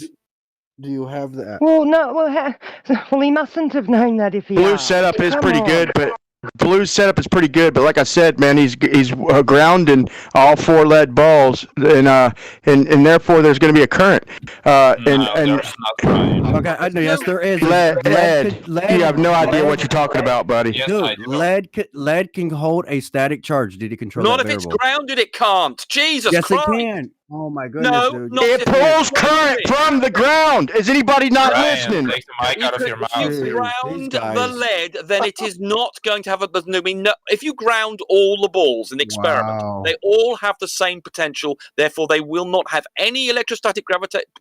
Ed, what do you? Hey, can I make a wager with Ed? Ed, if you take the mic out of your mouth, Brian. Ed, shut up, dude. Would you like to make a wager? Flat Earthers never pay, so you just made a claim. We can send our money to a neutral source. You just made a claim that grounded wires connected to a conductor do not draw a charge from the ground. Okay, would you like to wager that? Would you like to put a wager on it? Flat Earthers never pay, so I'll pass. Ed, quiet. I'll put up money. You just put up leaving this show. You donate nothing to this show, dude. You don't even bring arguments, bro. You're a hype man for people with actual arguments like Rumpus and George and all them. Yeah, there's an ad hominem. I don't care. If you ground it's not my show. Sorry, Brandon. Brian, if you ground all the lead balls, they'll all have the same potential. Therefore, there'll be no electrostatic attraction between them. It's a fundamental. One will assume positive, and one will automatically assume negative. No, I Brian, demonstrated that yesterday, no, bud. you didn't. No, you didn't. You introduced. Can I ask, Rumpus? Go ahead, Paige. Can I ask you, is there a way for Blue to check that? Like to show Brian that that's not happening? Is there a way, like an easy way for him? He can put a citation. He can put a so would that be a good idea to maybe add one of them and show Brian? Well, he had. I mean, he specifically added a ground for all of the balls to avoid this very problem. It does equal out the electrostatic potential. I will agree with that. I want this video. Where's it at? Do you have it? Paige was in the middle of a bloody sentence then. Can I just hear what she was saying? All right. All I said was it might be a good idea to stick a voltmeter on there just to show that what he did with grounding them is actually working. Just to be sure. That is a good suggestion. Yes, I would agree. That is a good suggestion. Brian put his fingers on the meter, so he's not really qualified to. Yeah, show us anything. Brian was measuring the potential difference between one side of his body and the other, and he didn't realise. If you were to put those two probes, put like this. So y'all didn't keep watching, did you? You didn't keep watching. I threw away them old rusty ass plates.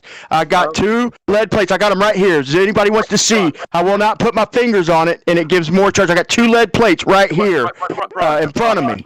Lead plates, so not the ground. Right, Brian. Put the 2 probes on the same plate. Wait a minute. That's not. How is that a controlled environment? What? How is that a controlled environment? How is it not? We talk about something else slightly differently. What? Airflow. He can have heat. He can have airflow. Don, we were talking about electrostatics, and suddenly you talk about another subject. I don't know why controlled environment. How is this a controlled environment? That's a different subject. Hold on, we're in the middle of talking about electrostatics here. Why? I don't know. I understand your obsession with the control. We can talk about that in a minute. But Brian, we're in the process of trying to deal with Brian's electrostatic issue. So I don't know quite why you keep on interrupting with a controlled environment. We're trying to sort out this electrostatic issue. So, Brian... Yeah, I've been on that, and you can't control it.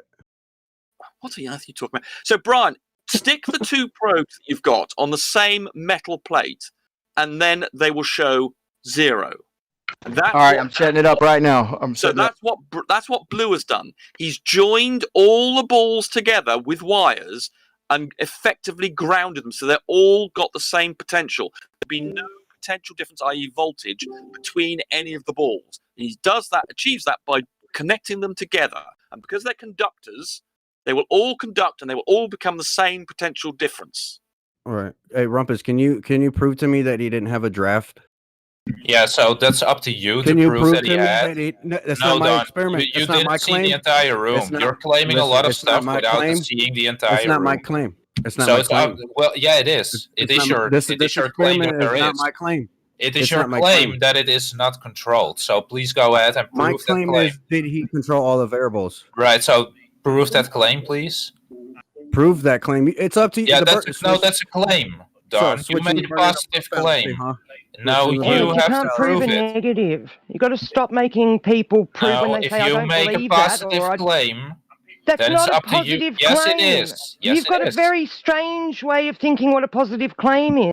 That is a positive claim because that's all right. Switching the burden. He's saying it has to be. It has to be like this. He's the worst one for doing this. He does it every time you say anything to him. He just wants to switch it around.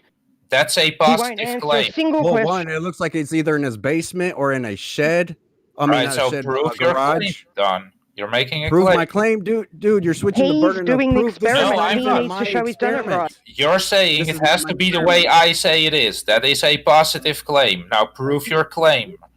Well, prove my claim. Like, how am I going to? I'll make another positive claim. You are not an. Yeah, nobody cares, liar. You are not smart. You are not what a stupid request. Okay, how the fuck is he going to go back in time into that guy's room and check everything? I mean, how stupid. Right, so you can't prove anything, so don't talk about it then. So I want to make a He response. wasn't trying to. Yes, it's he up did. to the other Yes, he guy did. to prove what he did was right. No. He said it has to be the way I say it is. That's a positive claim. Prove the claim. Wow. Don, this institution. No, wow is not a claim. It's not ethical. Man, you're a fuckwit, Ed. Real. No. Hey, guys. I'll make a claim. can I get through to Don, please? Just briefly, Don, there is a whole lab devoted to doing Cavendish experiments. I can't remember where it is now. Somewhere on the East Coast in a university. They've got a whole lab with quite a large team of people in which they conduct the Cavendish experiment in a vacuum. So they get the same results as people. And in fact, see that Brian Mabbott has just posted a video, I think, from 60 Symbols or something, the Northampton people. With a Cavendish experiment in it. So if you want a controlled environment, these people on the East Coast, I can give you a link to the papers and things they've published on the institution if you really want. That's nice. You obviously haven't watched the video, have you, Rumpus? No, I haven't had a chance. I find it funny that they don't have a video. Try watching it and then comment. But Don, science doesn't revolve around videos and YouTube. They publish their papers and they get them independently verified. There's a whole whole lab, Don, devoted to this. A whole lab with much better versions of the Cavendish experiment than Blue's done, which involves then it's not natural science. Ooh, I'm going to clip that out, Rumpus. I'm clipping that out. It's not natural science, Rumpus. It's not natural science, Rumpus. It's just an observer. No, it's not. Of course, they're not even showing their claim. They're just writing something down. You think that's natural they're science? measuring. Just what writing something. There is an instant. There's a lab that devolves around doing a Cavendish experiment. That's natural science to you, Rumpus? Writing something down is natural science to you, not demonstrating it. Why do you keep saying that when I keep on telling you they're measuring forces in the experiment they're doing? Why do you keep on saying they're writing things that's down? Nice. That's do they nice. have video of this? Is that of them doing it, demonstrating it? There are. Actually, I think the lab does have some videos of people doing it. Actually, I've actually got some of them. Yeah. You got something. Jesus Christ! Rumpus, are they measuring mass of the actual experiment in action? But there was a video of them talking about it, and there are papers published because science doesn't revolve around YouTube. Jesus Christ! So there's a whole institution on the East Coast in a university somewhere that is devoted to getting accurate values of the big G. And there's instruments that are much better than the ones we're seeing in this video here, or anybody else does. That they're getting the best values of big G in the world. Funny thing, the people, one I can credit for these people doing this in the videos is they're actually doing it in a video. Science does not revolve around YouTube. What does YouTube have to do with it? Well, you seem to be saying that because there's no YouTube video about this experiment that I'm talking about, this institution, therefore it can't be valid. Hey, Rumpus, I'm gonna sell you a car. Rumpus, that's your line of argument. Rumpus, do you not understand that's the line of argument you're using? Rumpus, you're saying if it's not on YouTube, you're not interested. Rumpus, I'm gonna sell you a car. I'm gonna have it on paper only. Are you gonna buy it? But where do I have to put it? Does it have to be on YouTube? It's gonna be on paper only. Are you gonna buy it? Something in respected journals where they test it and gets peer reviewed. YouTube is not a scientific. They got nothing to do with YouTube. They can post it on their site. They can post it on their website. Hey, let me ask Rumpus a question real quick, y'all. Hey, Rumpus. Hold on, I want to get this idiot out of the way. He's saying that basically, if you haven't got a video, you think papers prove something? You think that's natural science? Science publishes stuff in periodicals and scientific literature and gets peer reviewed, and then other people duplicate those experiments. And Rumpus, on paper, the line shows how much the line's going to sag. We want to see it in real life, but that's not my point. Hey, are you sure that them 4 wires that Blue has are tied into one and grounded? That's what he said. Okay, he didn't tell me that does put a twist on that variation, but there's still a lot of other variables, man. I mean, different materials that you say they've done, but I've yet to see it besides bowling balls. That has been done, but Brian, the reason they use lead is because to get the maximum deflection you can in the smallest space, you want the densest material you can get hold of, and that means that lead is by far and away the best thing because that's quite a lot, denser than concrete, as well as being a conductor, which means you can then discharge any electrostatic elements which on concrete you couldn't do. So you want a conductor, and you want something that's very dense. So lead matches the bill perfectly. You could use something slightly, but then you'd need a more sensitive torsion wire. So if you want to do something, if anybody wants to see my screen, I'm going to show that without my fingers on there, these lead plates one of them assumes negative, one of them assumes positive, just through dry ass napkins and without touching it. Okay, with them old lead plates, I did get more from touching it, but I'll touch it, show you the charge, and I'll get my fingers off of it and show you the charge on the plate. It ain't much. It's there though. There's these plates in close proximity naturally form a charge. But it's not.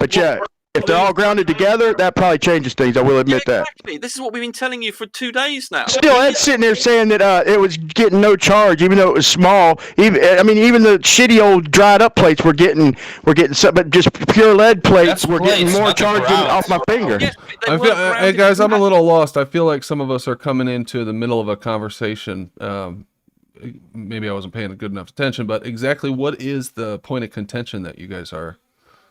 Brian seems to think that he doesn't understand that you can ground things, and he's got interested in this. I do understand that. I've done it 1,000,000 times, dude. Doing earth batteries. Ed is acting. Here's the point of contention. Ed says that it was just my fingers creating a charge between the 2 lead plates, and he ain't willing to bet. Oh, you can change your story all you want, buddy, but it's recorded. Can you take the mic out of your mouth?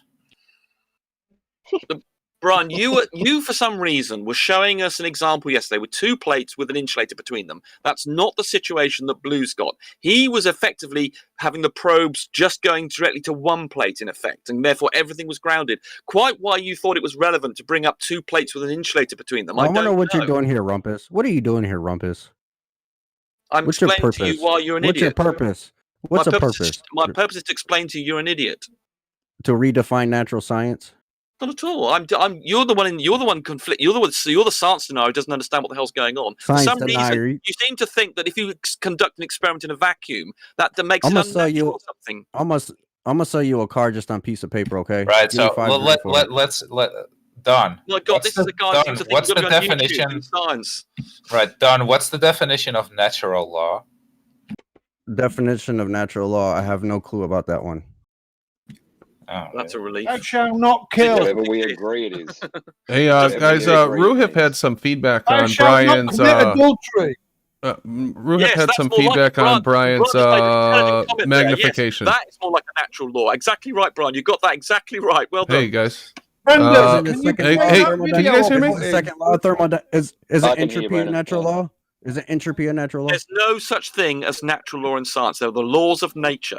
Hey guys, No, I'm hold on. We'll saying- come back to this. I just want to interrupt for a second to say that Ruhif has some feedback on Brian's magnification video. He had asked him to go watch it, and I guess he's got something to say about that. So before the show ends, I want to get to that. So if you guys can wrap this conversation up.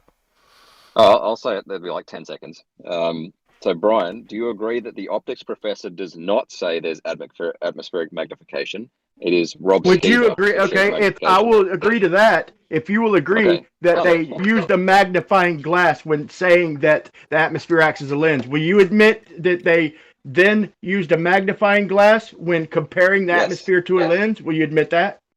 That is what they did, yes. Okay, thank you. But yeah, I will admit that, well, they didn't say atmospheric magnification, but what they did say is that the atmosphere acts as a lens and did a demonstration with a magnifying glass. So interpret it however which you want. But refracts yeah, light. fair enough. Brandon, can you play that video or put in the chat?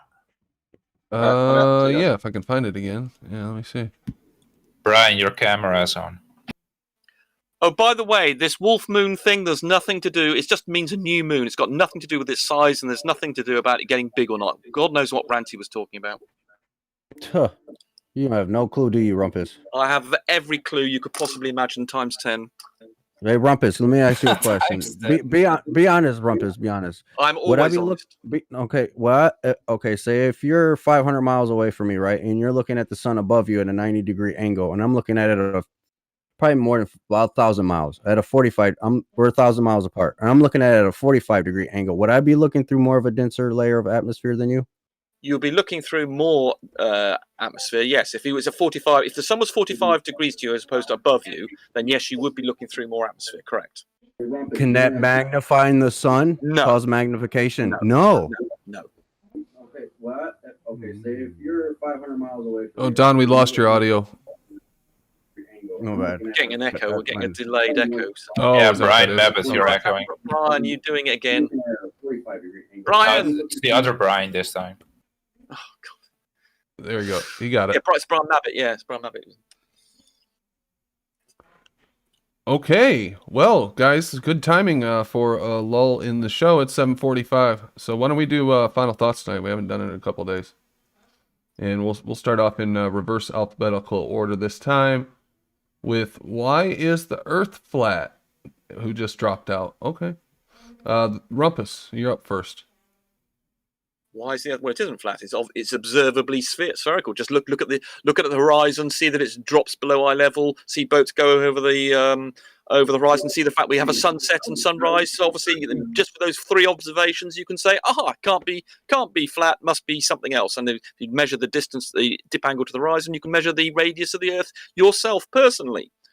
Done. Okay, that was your final thoughts. Thanks, Rumpus. Sin cleanser. By the way, you answered my. I wasn't asking a question, Rumpus. That was the person name that was ahead of you. Why is the Earth flat? And you answered the question. But thank you. Sin cleanser. You got final thoughts? That was silly. Oh no, he says great show. Thank you, Sin cleanser. SE Montreal. Yes, sir. Good show, Brandon. As far as the shape of the Earth is concerned, personally, I don't know what shape it is, but I know if it's 70% water, I'm absolutely certain that 70% of it is flat and level. Thank you, Brandon. Thank you, SE. Pio. No? Oh, there he is. Oh, yeah. Well, I guess I gotta say for this show, it kind of reminds me of like the intro topic yesterday of the swirl on, where it seems like a lot of people just can't accept that models and math and paper can predict things, and you can find things out with them, and then you later test them. I don't know, it just seems a little weird to me. But yeah, good show. All right, thank you. Paige. Yeah. Yeah, good show. Thanks, Brandon. It was actually lovely to hear Rumpus being a little bit more lighthearted, and he must be having a good day. So it's good to hear. I wish he was more like that more often.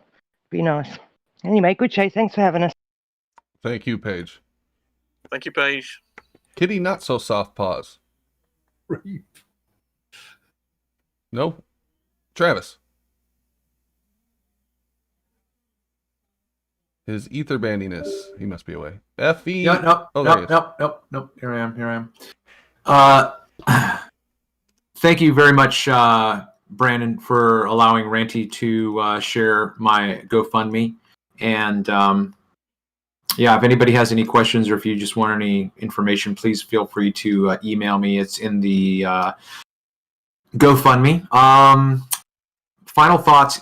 The fact that Rumpus, again, cites boats going over a curve clearly demonstrates that this argument is not understood by the likes of Rumpus or Ed or Ruhif or anyone else, because it is clearly, observably, repeatedly, testably demonstrable that the alternative explanation for the observation that boats allegedly are obstructed by the horizon, the alternative explanation for that is always, only, and it ever will be, due 100% to the conditions of the medium through which you're making the observation. And that medium is affectionately known as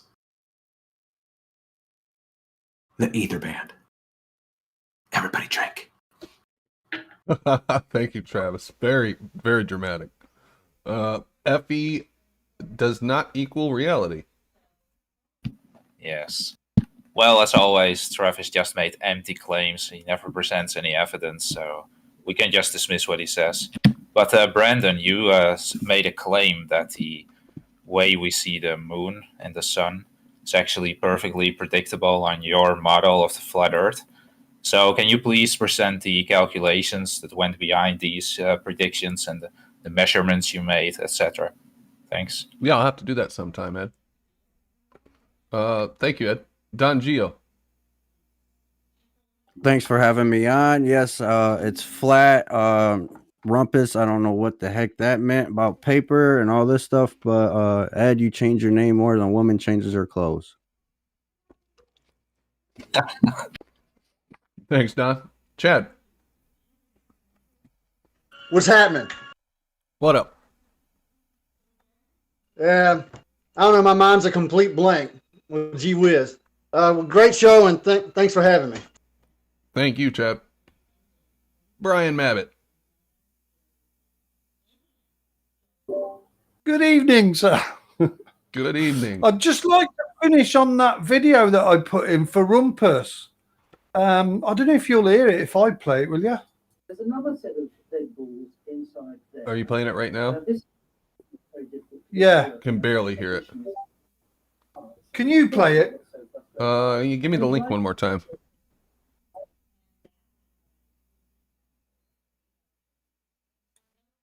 Is there any particular point I should be listening to it, Brian? Yeah. This video? With any particular timestamp? No, it's only a few seconds long. Let me just turn my volume up. Hold on. Okay. Oh, that's right. It's only 11 seconds. Sorry, yeah, it's only short, isn't it? There's another set of lead balls inside there. This experiment really is very difficult to get to work, and a technician has sawed it apart, so it got so frustrated. And then right in the middle, there's a bit of glass. There's another set. Did you hear that? Yeah, it's difficult to. Yeah, it is difficult. It is difficult to get it to work, but nonetheless, they still have. There are commercial kits that you can buy to do this. I mean, I don't know quite where the problem is with that one. Yes, it is. Rumpus. It is a tricky little experiment, but you could. It's not an experiment. It happens. It is an experiment. Of course, it is. You're measuring No, a it's force. not. And No, it's not. you don't understand what an experiment is then, because there's are independent variables, and you are manipulating them. So I quite know what you think you're talking about. I do not know. Hello. This Hey, is Brian. my final thought. Sorry, Brian. If they say they cut it to pieces in frustration because they couldn't get the damn thing to work, you've got to accept that it don't fucking work. And if it does, it only proves lead attracts lead. That's all. It's nonsense. Just like the Fulcrum's pendulum doesn't prove absolutely fuck all. Great show. Good night, everybody. Thank you, Brian. Brian Leakey. Yeah, I'd like to start off by thanking Rumpus for doing them calculations and measurements, and to give me something to look forward to going out there. Nobody else made any predictions except Brandon and the math by Rumpus, but I appreciate that. I will disagree with Rumpus in his double speak, in my opinion, earlier when they try to say that Newton's law, which he did admit is dependent on Big G, on the constant. Okay, that's what differentiates Coulomb's law and Newton's law is the Big G and then the C. Okay, but the demonstration, the actual measurements, Newton's law with the Big G came after Coulomb's law using the same apparatus. As far as with Ruhif, I'd like to say this to Ruhif. The professor and the meteorologist, I have to re-listen. They may not have specified atmospheric magnification, but what they did specify, if you see the video, is that the atmosphere acts as a lens. With the moisture in the atmosphere, it makes the atmosphere act as a lens, and they then looked through a magnifying glass in their demonstration. That same magnifying glass causes objects like the sun to set. Okay, on a small scale, it shows that it'll show the sun not shrinking. It'll show the sun set. It'll show light at the bottom of clouds. Okay, so that same tool they used, and whatever they wanted to define it, however they wanted to define it, they said it acted like a lens, and then they pulled out a magnifying glass. I would like to say we need to do more to demonstrate atmospheric magnification, but I'm going to tell you right now, it doesn't happen locally. It probably will have the best luck in 20-mile plus observations. The lower to the ground, the better, but over distance, it's going to happen. I think there are some obvious demonstrations but in videos, but they're not singled out as atmospheric magnification. And I, for one, am going to try and make a video demonstrating it. Anybody who has the potential to go out and do observations, try and find some landmarks a great distance away. And that's about it. Thank you, Brandon. Thanks, Brian. Bandsaw. Hey, Brandon. Yeah, it was quite interesting to hear today with Brian's little explanation on magnification and all that sort of stuff, that Ruhif's interpretation, not that I read what Brian was referring to, but obviously Ruhif's interpretation is the only interpretation that is valid according to Ruhif. So that was interesting to learn today. Apart from that, Brandon, yeah, good show, mate. Good show. Thank you, sir. Yeah, thank you to all the panel. My final thoughts, good show. Great stuff. And check out Travis's GoFundMe. I'll put the link in the chat one more time for anybody who wants it. And then if you want to find the link after that, you go to his channel. I believe you have it on your videos now, Travis, in case they need the link later. Yeah, I did a community post, and I will be I will be including it in future descriptions in the video. Okay, sounds good. Thank you very much. And again, thanks, and a big shout out to Aaron for that contribution. Thank you, Aaron. Yeah, very generous, Aaron. All right. Other than that, we'll be back tomorrow night, and we'll see what happens then. You guys have a good night. I'll be back. I will record the after show, so I'll be back in just a couple minutes. Thanks. Okay. Well, have a good night, everybody, and we'll see you tomorrow. Same thing I just said, I guess, but that's okay. It was a fun night, and we'll probably continue that 100 proofs. And talk about a couple other things. There was a couple things that people mentioned in chat that look like they might be interesting to look into. So we can do that tomorrow too. Anyway, you guys take it easy, and we'll see you tomorrow.